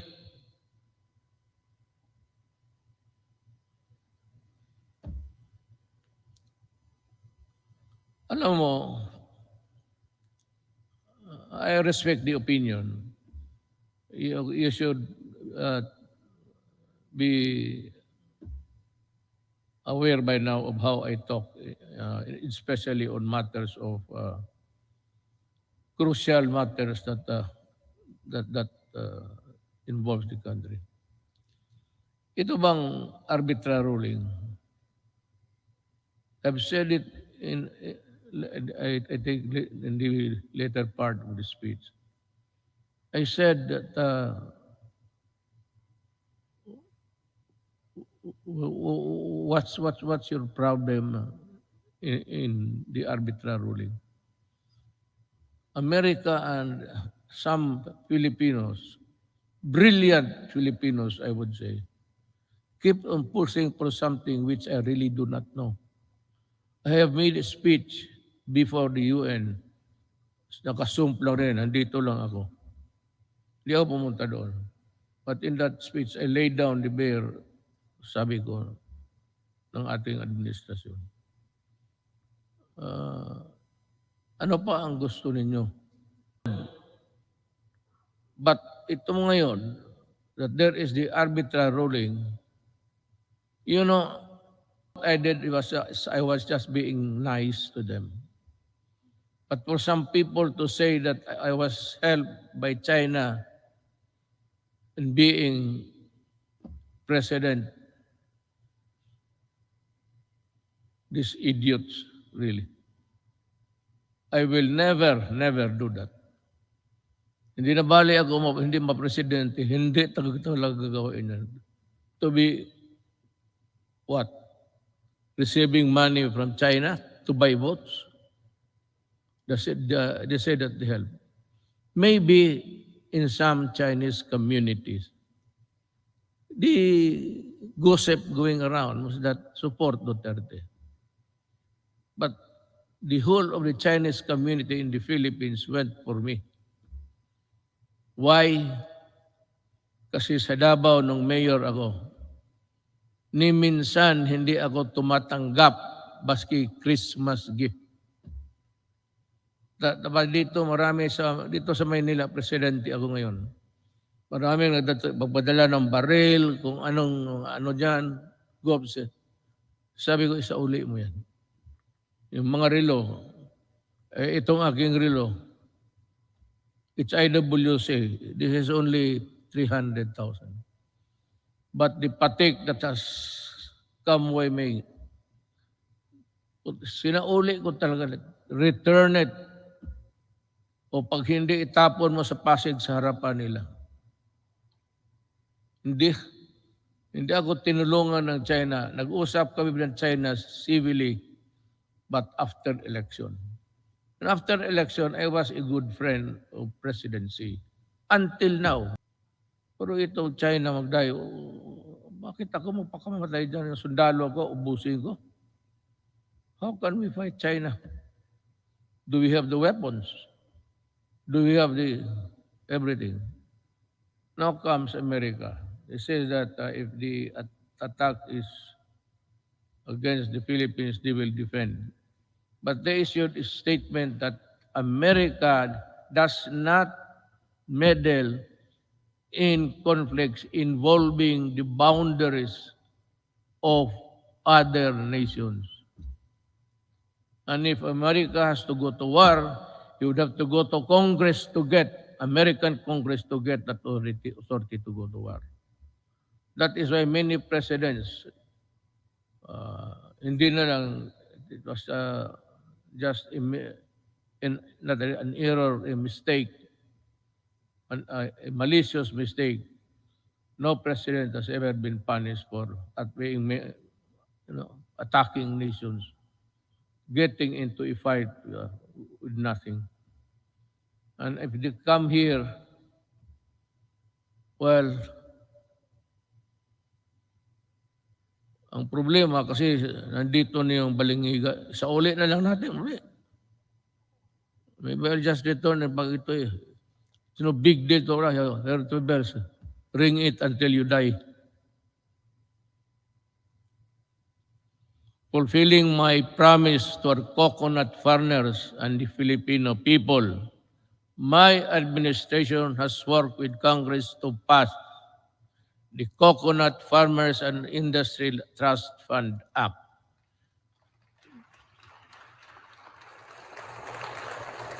We have returned also the cocoa levy funds to its true and rightful owners, our coconut farmers. The fund is now worth estimated to be 75 billion, which will be utilized according to the plans and programs in the Coconut Farmers and Industry Development Plan for the direct benefit of the coconut farmers and the development of the coconut industry. In our effort to ensure that food is within reach to every Filipino family, we work for the passage of the rice tariffication law in 2019 despite pushbacks. This resulted in the stabilization of rice supply and food prices and the proceeds from the tariffs that enabled us to provide our farmers with modern machineries that increase their yield and sustaining growth agricultural production. We also fulfilled our promise to improve free irrigation. That was the first promise I made some in San Miguel, Bulacan when I was campaigning. The farmers invited me to go into the farms inside San Miguel, Bulacan. And we had a sort of a meeting, and the first thing that they were complaining about was the severity of the irrigation that they have to pay 5,000 every month, every year. So sabi ko, I will work on it. Free Irrigation Service Act of 2018 is a product that now lowers the cost of agricultural production, especially for farmers. We also work to ensure that households have adequate supply of clean water, potable and affordable water. Is more than a commodity. It is vital. It is a vital public good. This is why I used my political capital to fight vested interest behind disadvantageous water service contracts that burden consumers with unjustified water rights prices increases with the signing of this concession water agreements. Concessioners, consumers will be protected at least until 2037. Ganito yan eh. There is this concessionaire, dalawa. Ayoko na lang mag-ano. I will not mention names. Pero this is really what happened. Ang dalawang concessionaires, one in the south and the other one is north.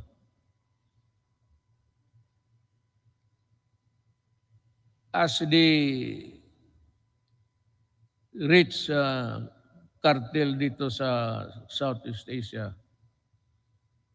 ang kinakapture nila ang electricity pati tubig. Dito sa tubig, in this contract with water concessionaires, we made so many concessions that really, sabi ko, if you look at the contract and look at the anti-graft law, talagang it's all anti-graft. All of the sentences, even the period, and question mark there. Bakit? Sila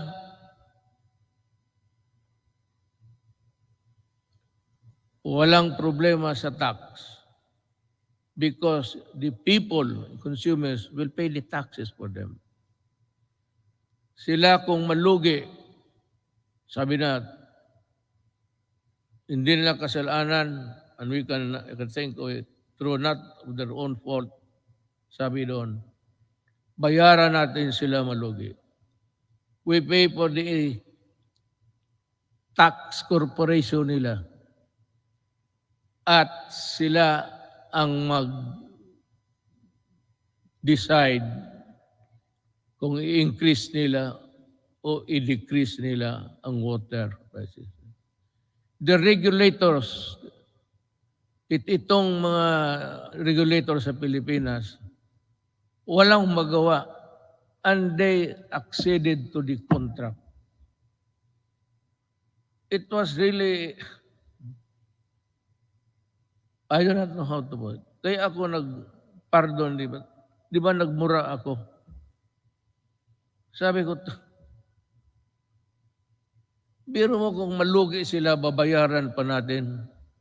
Tayo ang corporate tax nila. Tayo ang magbayad. And it's a cartel that service concessionaires are part of the cartel of Malaysia and Indonesia and they form part of that mother corporation. Itong mga sa Pilipinas, pati Malaysia, Indonesia, they are just, kumbaga sa storya, chapter lang yan sila. So being controlled up by the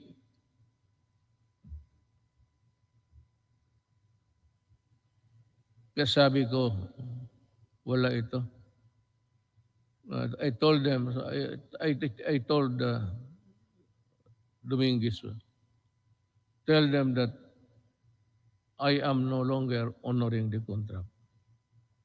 Meron pa doon, payment of itong tax, water treatment plant to be constructed in the Harrison Plaza site. Yun ang pinirmahan natin. So 1997 up to the present or up to the month that I blew my top, nagbabayad, ewan ko kung ngayon nagbabayad, there's a, sa water bills ninyo, for enhancement of quality of water. Ang ibig sabihin, water treatment. And they were collecting since 1997. So until now, how much of the Filipinos' money are with them for nothing, not even for a song? Kaya ako, if there is something, hindi naman proud, but if there is something someday that my children will say, what have you done for my country?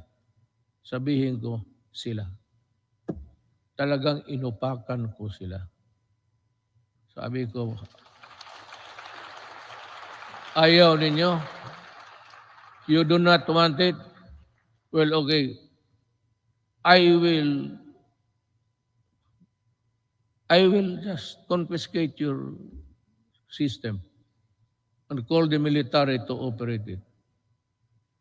I will exercise the eminent domain and expropriate all of your assets here. Kasi gagawin ko.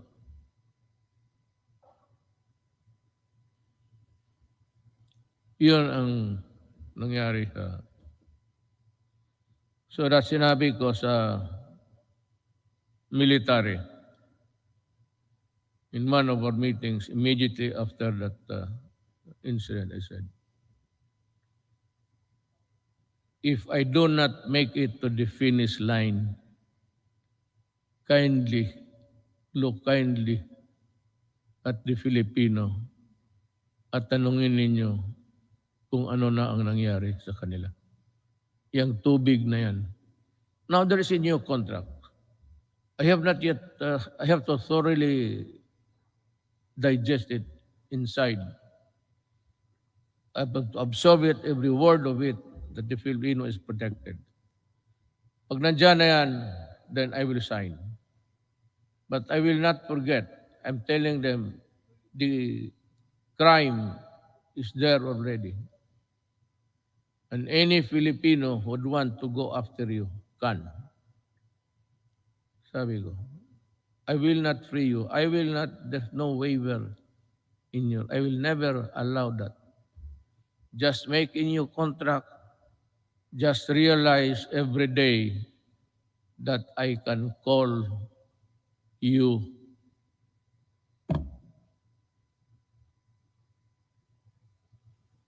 itong frequency ng ABS-CBN, yan ang pinaka-ideal kasi frequency is everywhere. But there is a spot kung sa Gulf is a soft spot na maganda yung wala akong problema sa ABS-CBN. They got my money. I'm not for that. They wanted to return it when the case blew up, but they printed all the garbage, including my daughter as a drug trafficker. Nilamon ko na lang lahat yun because I never wanted to appear vindictive.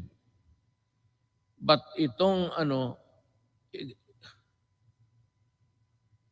they are cheating government by the billions in taxes. And they still want that frequency because yan ang pinapag-awayan. No.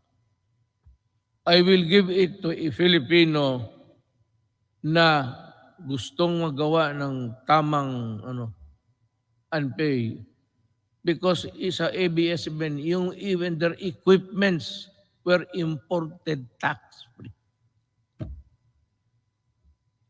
Kaya talaga ako hindi magpapayag. They still owe government billions. In the contract dyan sa nakalagay doon 4 hectares. So ang binabayaran nila 4 hectares sa property tax. Suppose occupying 40 hectares. That complex there. Pero ginamit nila na papel, yung 4 hectares. Yun lang ang binabayaran nila. Kung hindi ba naman, kaya ko sila inaway. Well, our micro, small, and medium enterprises or MSMEs constitute 99.6% of our country's businesses and are vital to economic activity, job creation, and poverty reduction. Iparamdam natin ang ating malasakit sa maliliit na negosyante sa pamamagitan ng pondo sa pagbago at pag-asenso program since 2017. Meron na tayo. We have the program. The program has provided over 219,000 underprivileged microeconomic entrepreneurs with an alternative to the exploitive lending 5-6. Yan ang nakaano sa, do you know what? Maybe I have to go to, if need be, I have to go to India. Yung 5-6 nila ng Turko, tinatawag ng Turko, kung maghiram ka sa kanila ng 10,000, pahiramin kanyang, hindi pera 10,000, 6,000, 7,000 lang. And the others, mga refrigerator or things that you do not even need in the house. Bilhin mo sa kanila, sala set, lahat na. That is part of the money. You do not want the furnitures, the refrigerators, they won't give you the... Kaya ang Pilipino na buktot, alam mo buktot, naging hunchback na lang sa trabaho, ganun pa man. Kaya ako, sabihin ko itong mga Turko, you better come up with a fair. If you want to go into business, money lending, but not at that usury. Usury 1,000 times.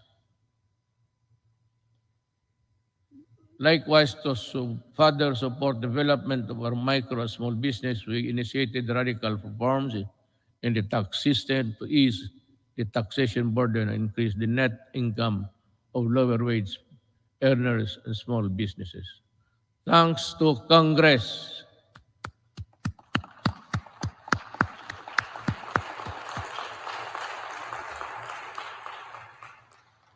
Yan, hindi pa ninyo alam ha.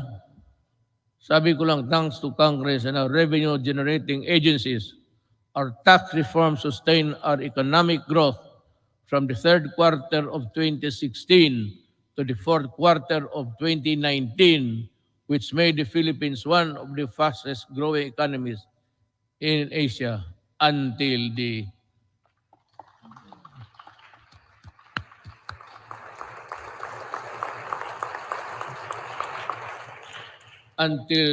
pandemic scored. Yan talaga ang, well, I don't know what's the plan of God. That is something which hit us right in the heart. We see there's no way of telling when this virus would disappear from the planets of the earth. We can only pray to God to look into our direction and decide on what will happen to this planet He created. However, tax laws are not always perfect, and that is why every now and then they have to be revisited to see if they are at pace with the changing times. Let us therefore continue to monitor the relevance and the impact of our tax laws on individuals and private institutions to prevent serious damage on their financial health. Going now to the social and health issues. To unburden of people from the hefty cost of tertiary education, my administration worked with Congress to pass a landmark legislation that had remained unpassed for so many years. The Universal Access or Tertiary Education Act in 2017, which provides free education to college students and state universities. Thank you, Congress.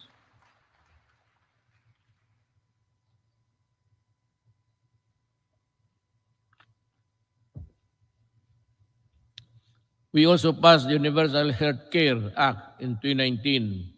And to supplement this, I also signed into law the Malasakit Centers Act in 2019.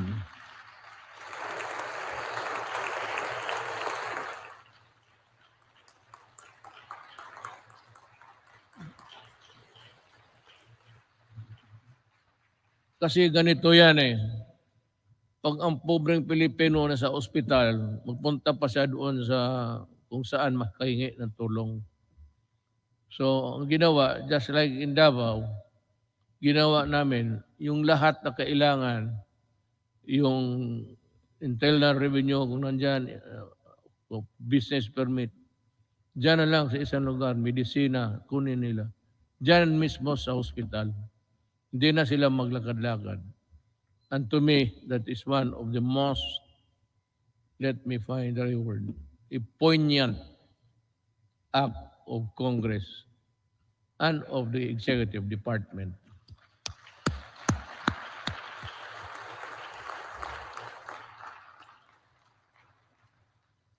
Legislation which was sponsored by Senator Bongo.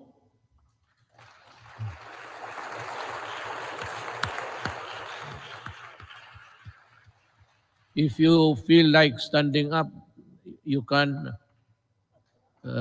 Senator.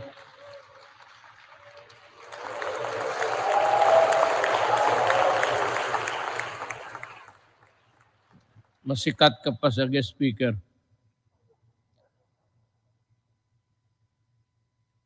Unburden our peoples with the tedious process of going to various agencies and offices in order to avail assistance from government. I am pleased to report that we have already established 130 malasakit centers across the country. That has already helped millions of Filipinos in their hospitalization needs. By establishing malasakit centers all over the country, we have actually leveled the playing field and provide our less fortunate countrymen the medical care they deserve. We will be establishing more, God willing, if we are still around. Sa pagtatag ng malasakit center, hindi po kailangan lumapit at humingi ng tulong sa iba't ibang ahensya ng gobyerno. Ang gobyerno na ang lumalapit sa tao.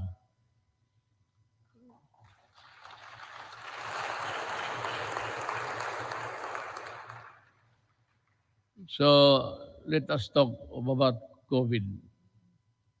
It's mentioned everywhere in the speech, but what's this goddamn virus is? I have to admit, back when I decided to answer your call and run for higher office, never did I imagine that my presidency would not only be judged by how I made good in my campaign promises in fighting illegal drugs, criminality, corruption, but how well I led our nation during the global pandemic. Hindi na ako makapronounce ng buti, baka mayroon na ako. May ambulansya ba dyan? Mukhang iba na ang... I cannot pronounce the words. I hope this is not a symptomatic. Prior to the pandemic, we recorded our lowest debt to GDP ratio since 1986, the highest revenue effort since 1997, the highest credit rating in the country's history, yung sa bangko. Because if your rating is high, it's easy to borrow at maliit lang ang interest. That is the dynamics of a rating by Fitch and Poor, mga ganon. So, and the lowest rates of unemployment and underemployment and poverty. Well, it's still there. It is beyond dispute that our economic governance fundamentals were robust when COVID-19 hit us. I am sure that much can be said about the way we took on the daunting challenge of preserving lives while sustaining our momentum towards the developmental, dito na lang ako,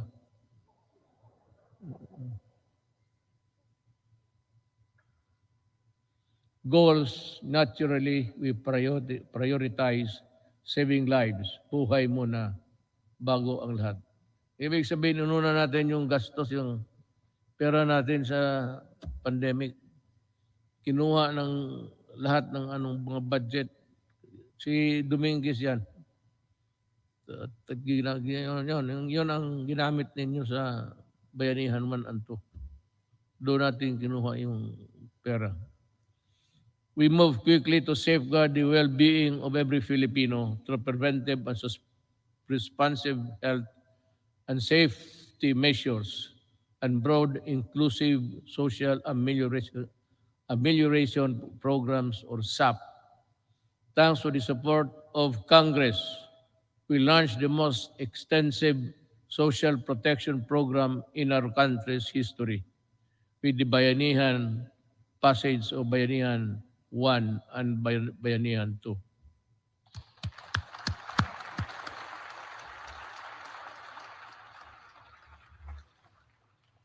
Indeed, our national health system and the resilience which were tested to the health, countless lessons we learned and continuously improvements put in place, kahit anong crisis ay kaya malampasan kung tunay na may malasakit at bayanihan. I agree.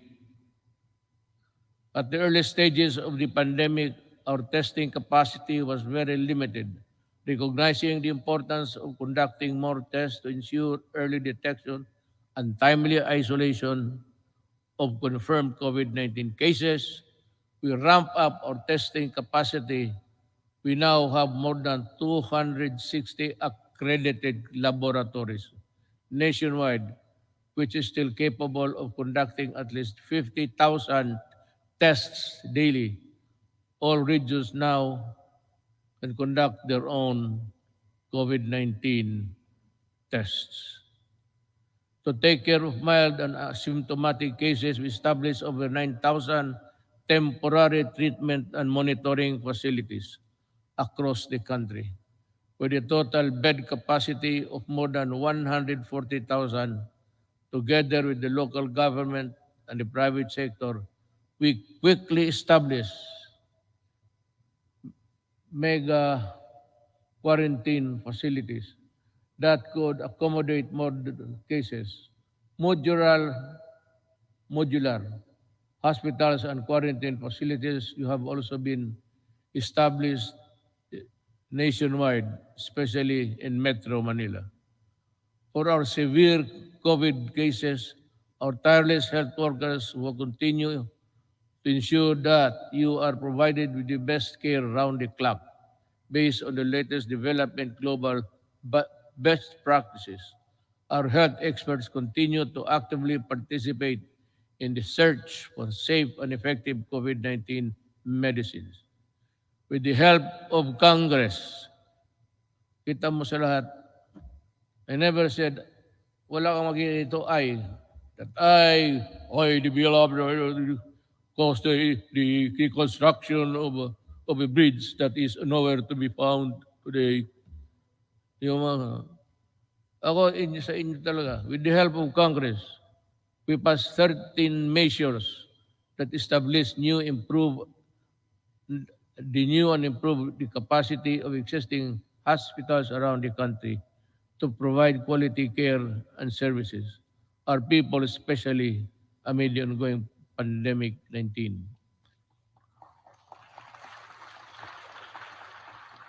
This includes establishing new medical facilities in Mandaluyong City, Bacolod, and Davao Occidental, increasing bed capacities to existing health facilities. In Quezon City, Ilocos Sur, La Union, and Palawan, the upgrading of health facilities in that area to include Leyte. Currently, we have received over 30 million doses of COVID-19 vaccines. We expect to at least receive 36 million vaccines this month, and in August, we have inoculated more than 7 million Filipinos which have received the first dose, at least 17 million. Well, I think the landscape, the health landscape of the country continues to improve as we, with the continuous approval of COVID-19 vaccines, we are ready to boost further our daily vaccination rate. And I also encourage our local government units to hasten the rollout and strengthen their inoculation program. San Juan City, for one, have vaccinated 70% of their population in a month's time. Saludo ako sa inyo at kay Mayor Zamora. We cannot continue living in the shadow of this potent enemy, especially now that science and medicine has proven that it is possible to live, if not entirely defeat this virus. The health and safety protocols we put in place have proven effective in slowing down the spread of virus. But the best solution is still vaccination. Am I to mataas na ba? Kasi kung mataas na, putulin na lang ninyo itong gumagalaw dito para sabihin ko, wala naman akong mabasa. Pag matagal na, those who want to go home, raise your right hands.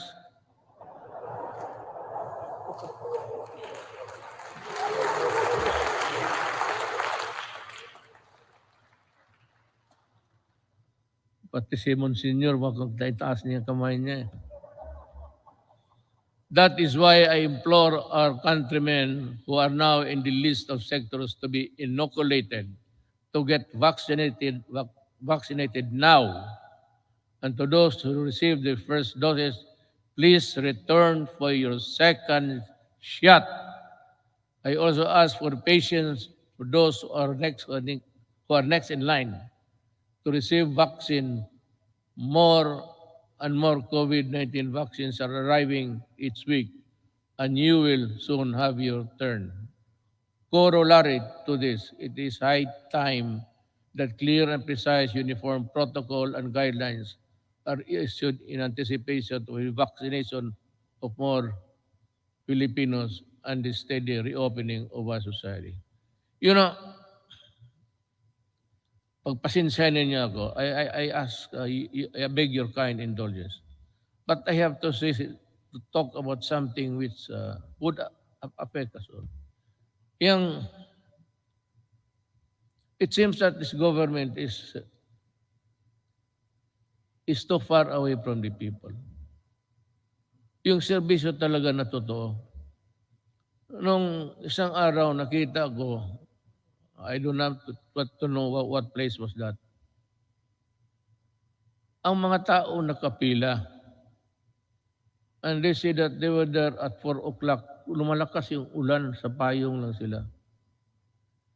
So nanonood ako sa report because I listen to the report every morning. Makukuha mo sa mga radio station yan eh. So I was having breakfast. I was listening to their TV. At nakita ko yung mga tao nakapila doon, malakas ang ulan. Sabi ko,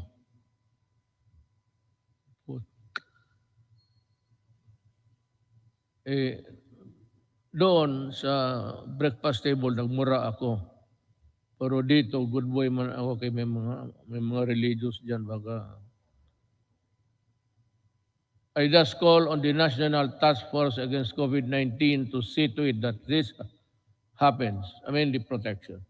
We have spent enormous amounts of resources to build our capacities to overcome this pandemic. We cannot afford more lockdowns, lest our economy bleeds to the point of irreversible damage. Balitan ko, bakit mo papilahin? At sabi kasi doon, libre lahat na, wala nang ano. So nagpuntahan yung mga tao, nagpila, kasi wala nang lista-lista. Pero sabi mo, ito, alas 4 pa sila.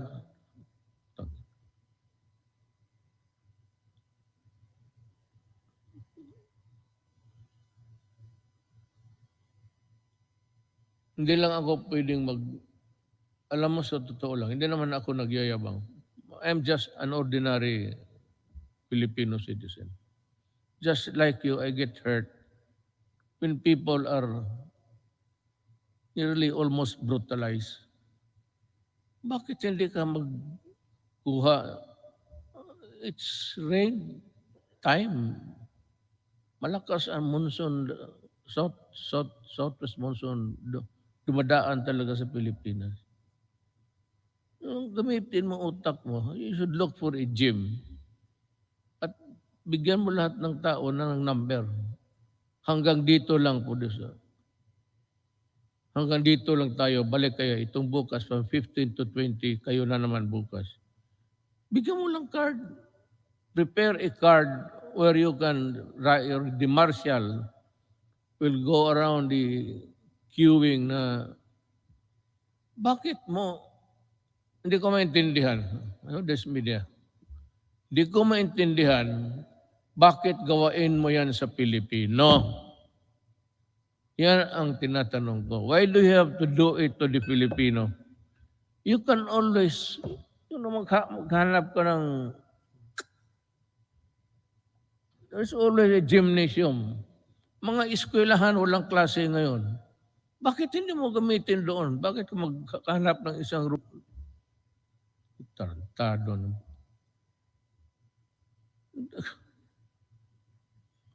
Kaya lang ako, well, it is to my chagrin, because gusto kong lumabas. Itong PSG lang na ito ang, sabihin ko sa inyo, huwag kayong magpresidente. Wala talagang, sabihin ko, maliit ang sweldo. Wala ka. If you're not there really for mag-corrupt ka dyan, well, it would make you a billionaire overnight. But kung magtrabaho ka lang ng ganito, ako presidente, gusto kong lumabas doon, sabihin ko, hoy mga, bakit ganito to? Bakit ganon kayo ka?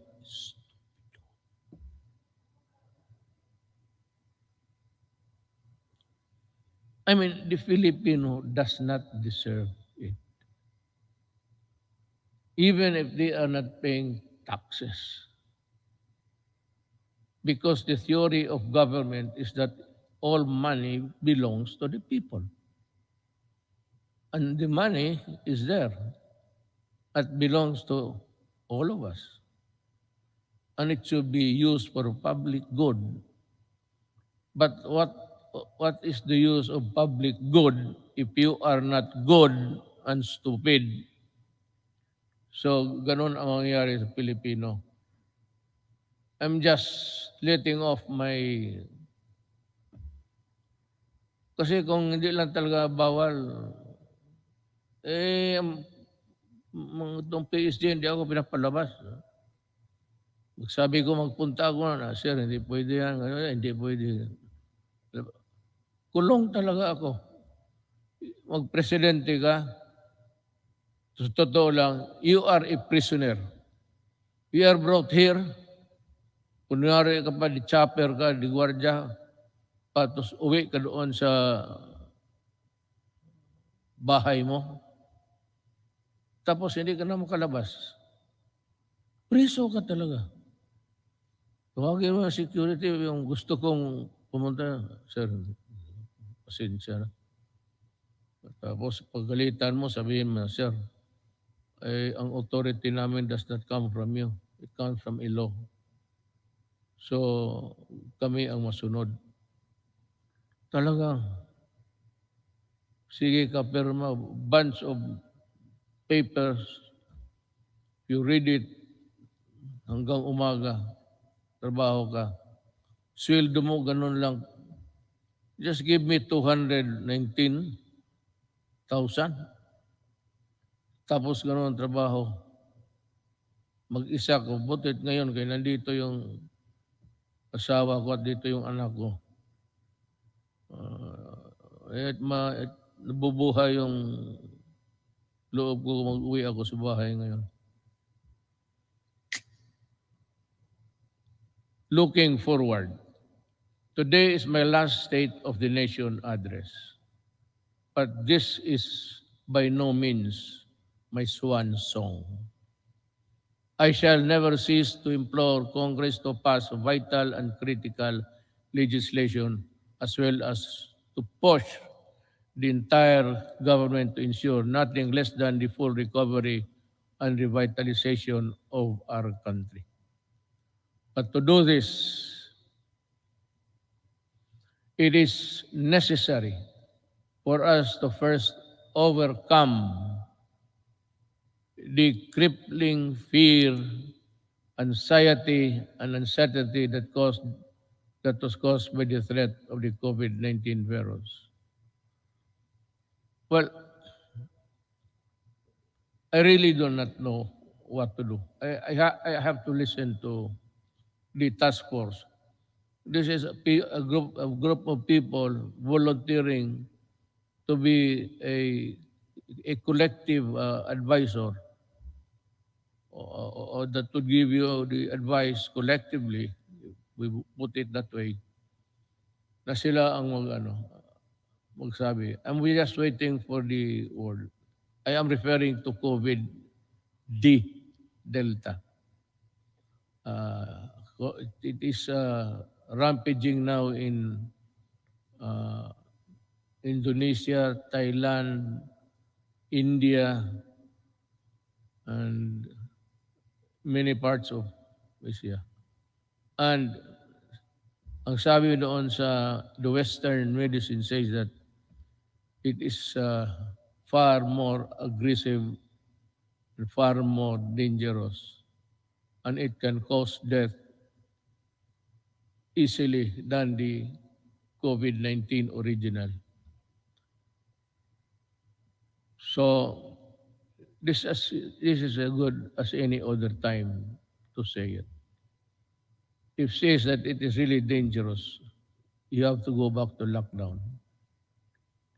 If there are many people in other parts of the world killing as many than Delta, if ever it will spread, we have it here now.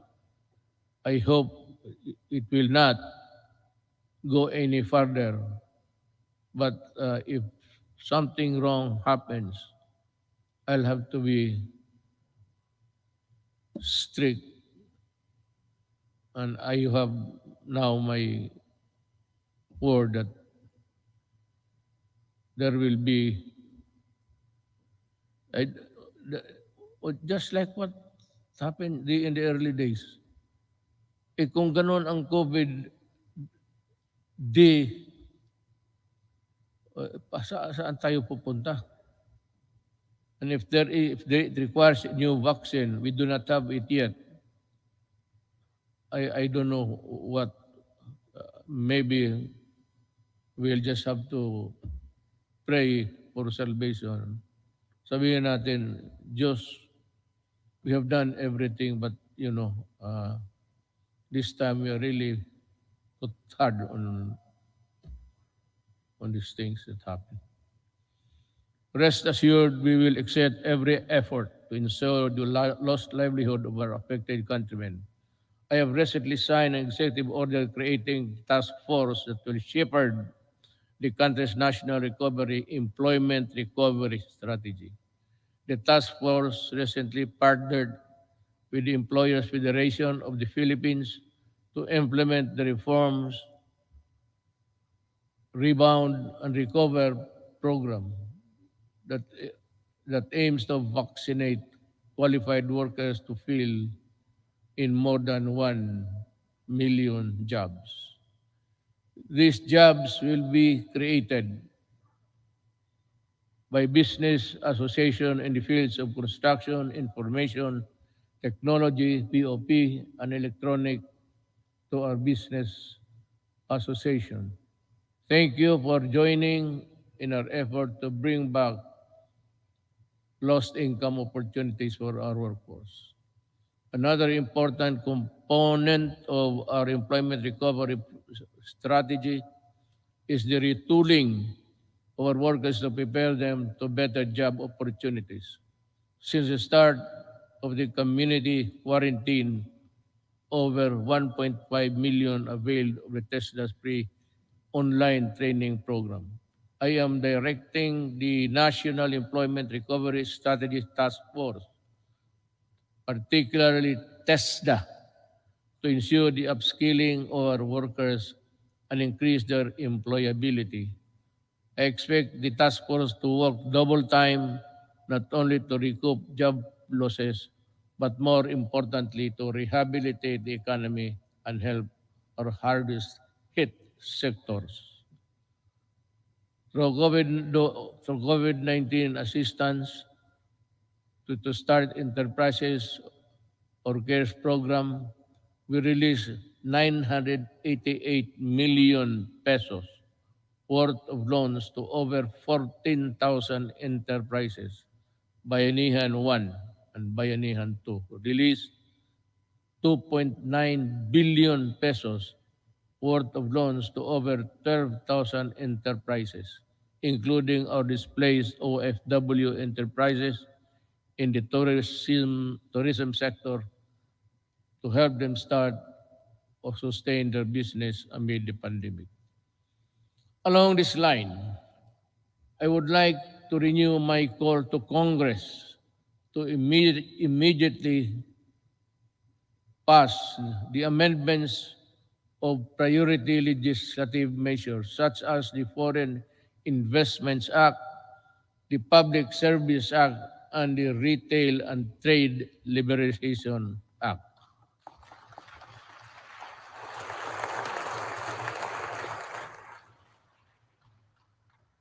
Your applause went well ahead of its realization. You have to work on this, guys, and well, I'm sure that we can have a respite of this contagion in your own little way.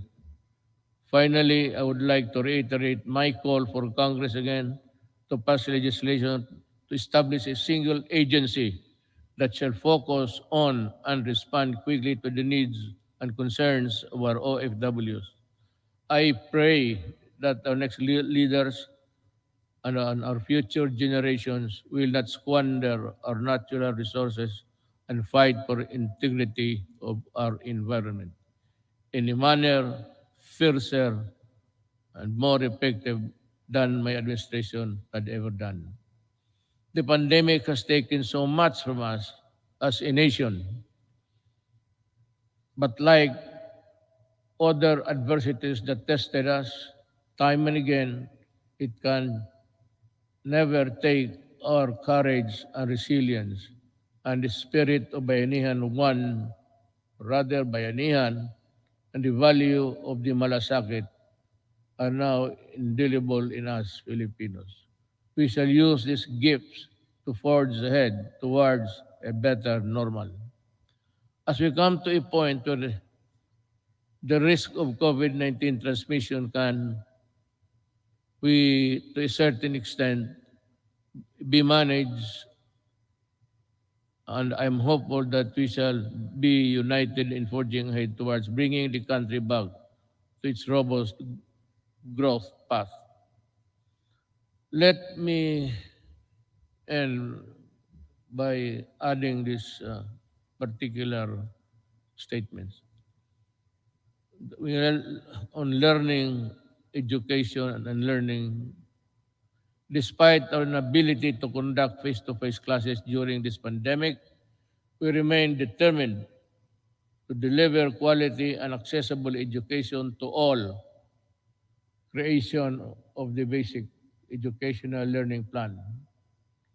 Community plan enabled uninterrupted learning to students in the basic sector while ensuring the teachers' health and safety and well-being. While the pandemic has demonstrated readiness, resourcefulness, and capability of government to serve the Filipino people through the use of ICT and digital services, it has also shown its inherent deficiencies and weaknesses, as such that I ask Congress to pass an e-governance act that will set up transition of government processes to digital age. I'd like to add something on the protection of our overseas Filipinos. I also ask Congress to pass a law creating the Department of Migrant Workers and Overseas Filipinos. Kailangan po ito because they are suffering they suffered not only yesterday but they are still suffering now. with so many inadequacies in both our government response and including the monetary assistance. To ensure that there is a department that is solely focused on addressing the needs and taking care of the welfare of our countrymen abroad. Before I end, let me also touch on the environmental protection. It has also been 13 years since the Supreme Court Trumandamos ordered the rehabilitation of Manila Bay. Unfortunately, no immediate substantial action to comply with the Supreme Court's order was undertaken until 2019, when this administration started its long overdue rehabilitation. As of May 2019, operating all illegally operating open dam sites surrounding Manila Bay has been shut down, while 151 out of 187 LGUs surrounding the bay have now access to sanitary landfill. Establishments have been forced to comply with environmental laws and ordinances, while those who did not have been closed. As a result, pollutants have been slightly reduced, coliform levels also reduced to its barest maximum, are now in its longest levels in years, if not decades.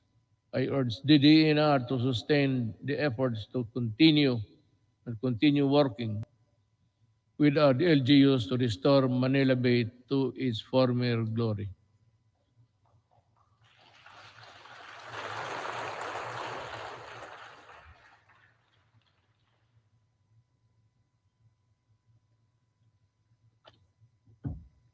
You know,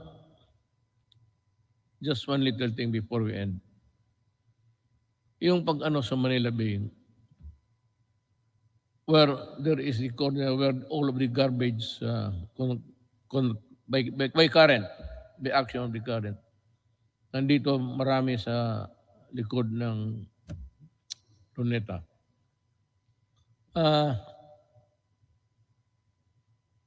Ginawa natin yan at nilagay tayo itong yung puting basto na which is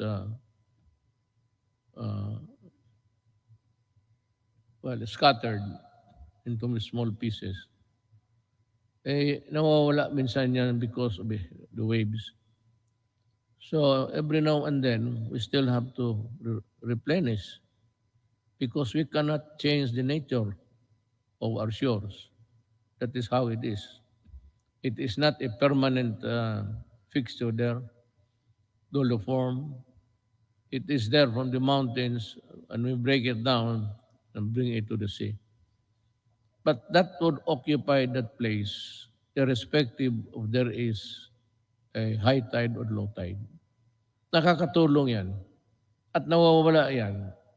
And the only way to do it is to replenish it until we can think of a good alternative of how we can process the whole thing back to its normalcy. If there was really normalcy at that time or at any other time in the past.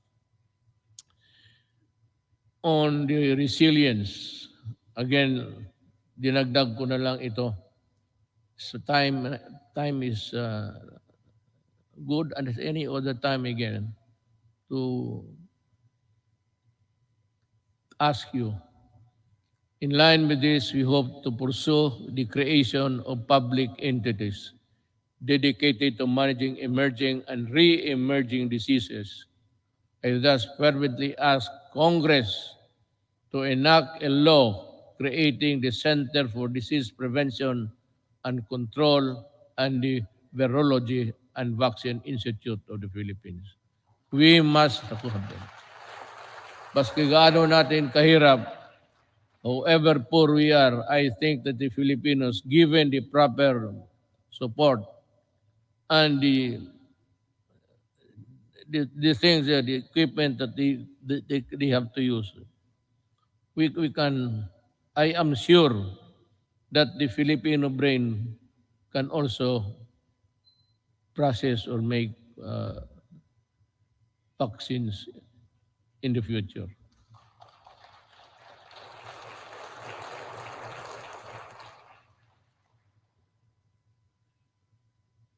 Tapos na po yan, ma'am. I ask Congress to pass the yan, Disaster Resilience Act that will create the Department of Disaster Resilience. Let us also, pagkatapos ito ma'am, ikaw yung unang tao na mag-congratulate sa akin ha. Kaya ako nagkautal-utal dito dahil sa iyo. Let us also pass the law implementing the Fire Protection Modernization Program to bolster the readiness of our firefighters and ensure their ability to respond to fires and disasters. Related to this,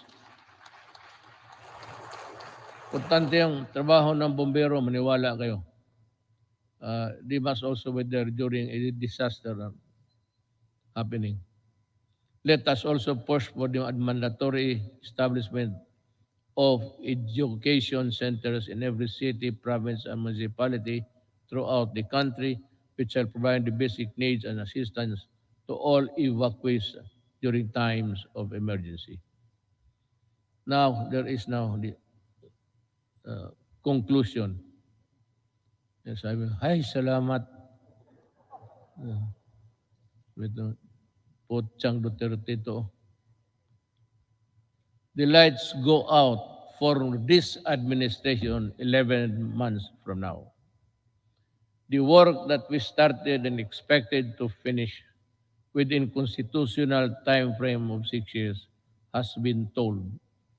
Much was hoped for, but we need not despair. Desperation is a feeling alien to the resilient Filipino. A peaceful and prosperous Philippines is no longer a distant dream, but one that is within our grasp. If our future Filipinos would also do it. If they would continue and would seize the opportunity to work together.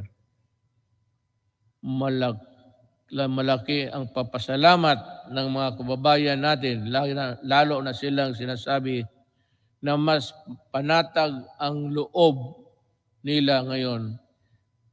Hindi na nababahala ang mga magulang na lumalabas ang mga anak nila naglalakad sa gabi.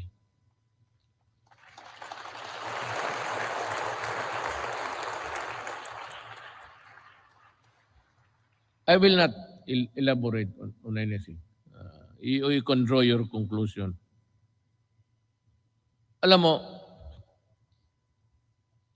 when the Filipino, a father, a mother, or a child, naglalakad sa gabi, at siya ay, kagaya ng iba, even in America, you go into the inner cities of LA and New York. Sa Washington, D.C.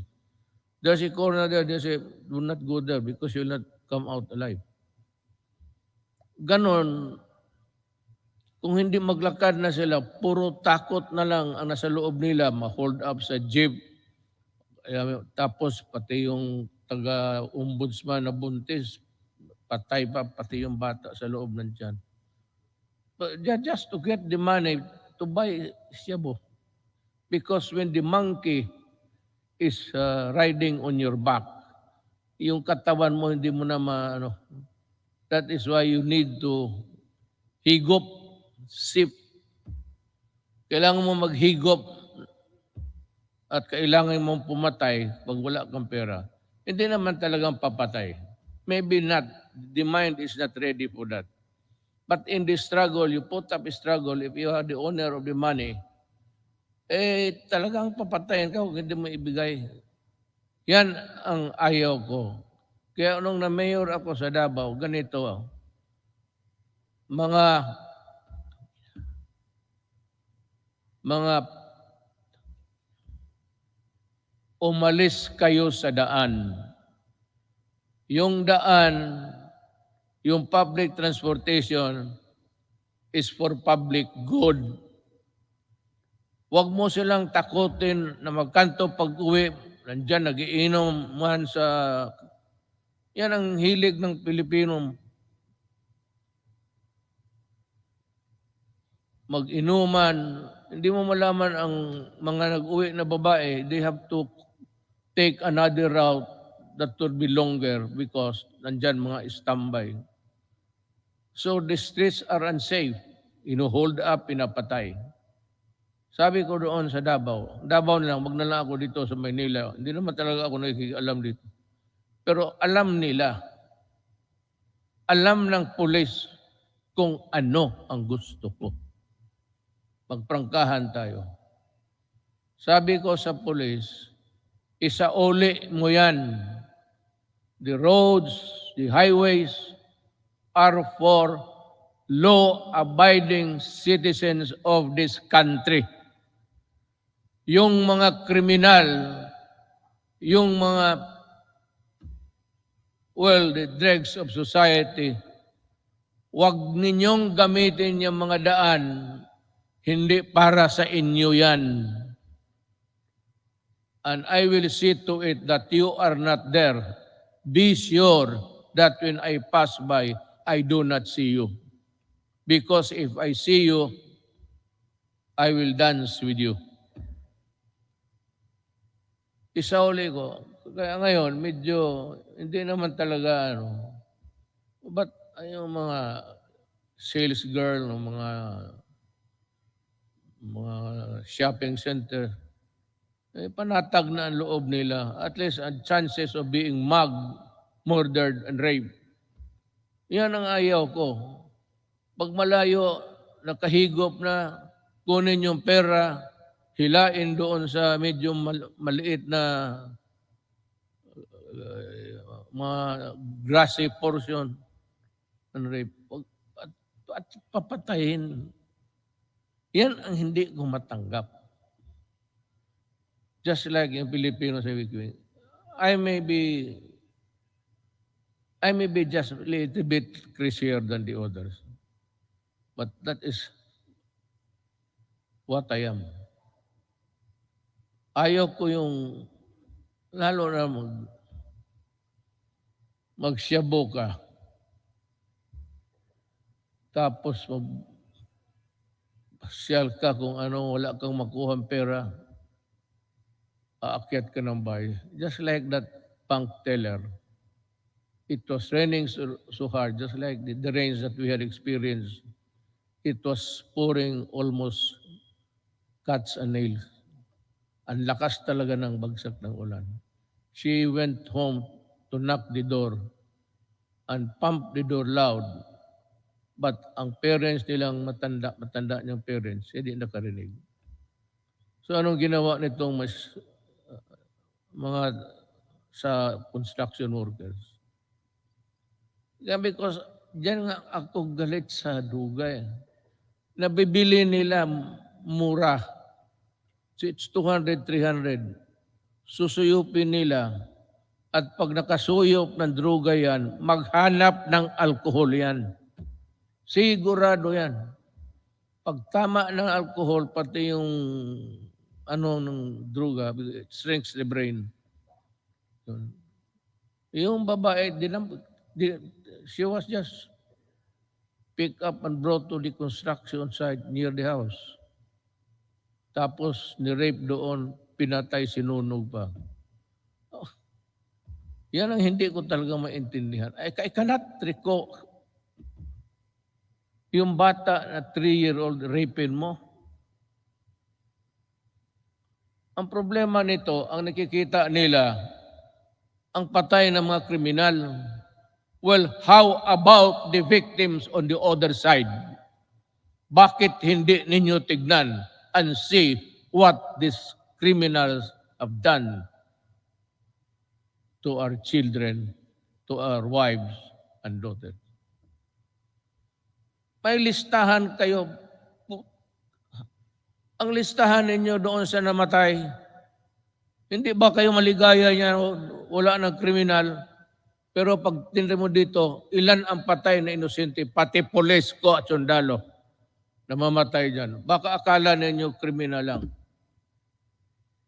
So that is my lamentations, and I just want you to hear.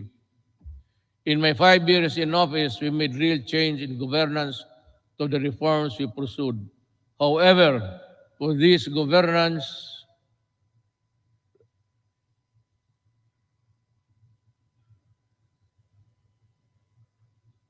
must be sustained and broadened. We need to make, I'm just getting my ear. Naghihingal ako. Baka dito ako mamatay pagka-presidente. Iba na ang pitik ng ano ko ngayon. Ng kasing-kasing ko. Kasing-kasing esposo. To make every public servant responsive to the needs of the people and enjoin every Filipino to assert the right to demand malasakit from their leaders until everyone lives with dignity, well-fed, educated, healthy, secure, disciplined, and empowered to contribute to the national development. I will not forever be president. But ang kulang sa Pilipino is assertiveness. Pag mayroon kayong transaction at hingian kayo, ang sabi ko sa inyo, ito ang payo ko. Murahin mo, sabihin mo, nagtatrabaho kayo at kami dito. We are following papers and you are sitting on your ass on it. Kaya dito sabi ko, magkinig kayo lahat ng Pilipino, total last sunog ito. Pag may mag-follow up kayo, permit, clearance, at maghingi ng pera, murahin ninyo. Sabihin ninyo, yan, sabi ni Duterte, sampaling ko kayo kasi ako nagbabayad ng buwis. Bakit ginaganito ninyo? Anto di mga Pilipino, hindi naman lahat. Tayong magtatrabaho sa gobyerno. You know, I mean, it takes you 1 month to process a paper. Takes you pabalik-balik yung tao. Pag ang tao bumabalik, 2, 1, 3, then there is corruption there. Murahin mo at kung maari, pahiramin kita ng pangkulam para kulamin mo. Ganun talaga. I'm just warning everybody. There's still 1 year to go. In about 3 days, lagyan mo ng papel, bumalik ka dito at this hour on Thursday. At pag gano'n, pakita mo yung papel, hanapin yung papel ibigay. Yan ang gamitin ninyo. For all the local governments also. In my cabinet, it's 30 days. Walang extension. All. Sabi ko, reduce the signing authority from 6, 7 to only 1 or 2. Hindi naman kailangan hindi kailangan magpirma lahat ng empleyado dyan. 1 or 2, yung iba mag-process lang. But if we cannot process it also in so many days, in Davao, if it is a clearance which is long overdue, hindi mo na pwedeng ibigay doon sa tao. Ibigay mo sa akin at tanungin kita mo, bakit inabot ka ng ganitong? There's no other conclusion.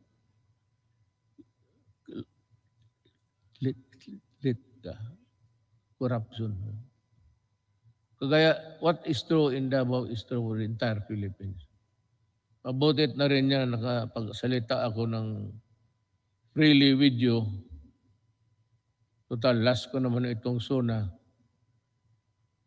Mabuti ang malaman ng tao na ganon ang ginagawa nila. It's not there. Hindi man nila nilagay ang mga ganon na wala mang mura dyan. Be careful. We need to fight and subdue narrow vested interests and ensure that our gains will benefit to the greater number of Filipinos, especially those who have the least in life. We have laid down the groundwork and are continuing to push for landmark reforms and key accomplishments to the last day of my term. I have full confidence that the Filipino spirit, pati ako nagmamadali na. Naiihi na kanina pa eh.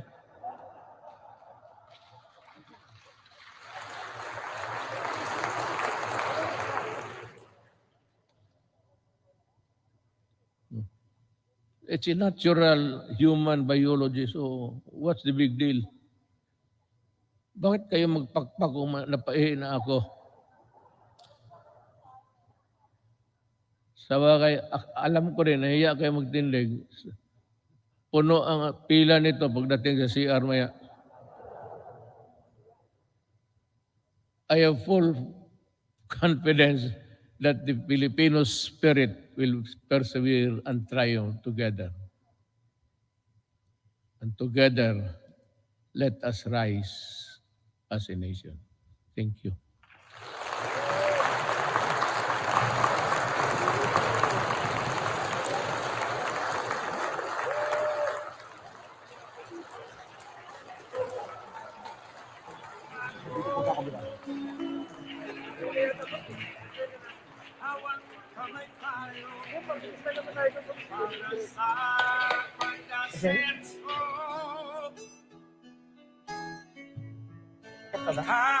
At ako, tayong lahat kay Rodrigo Duterte para sa tunay na pagbabago.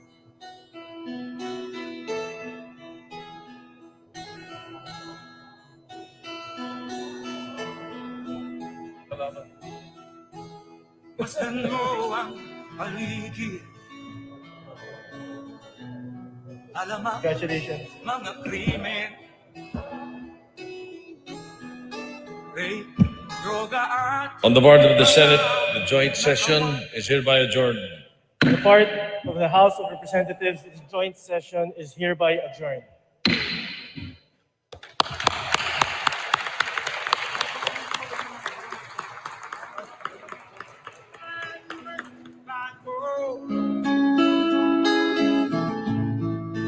hawak kamay tayo para sa pagkasenso. Ikaw at ako, tayong lahat kay Rodrigo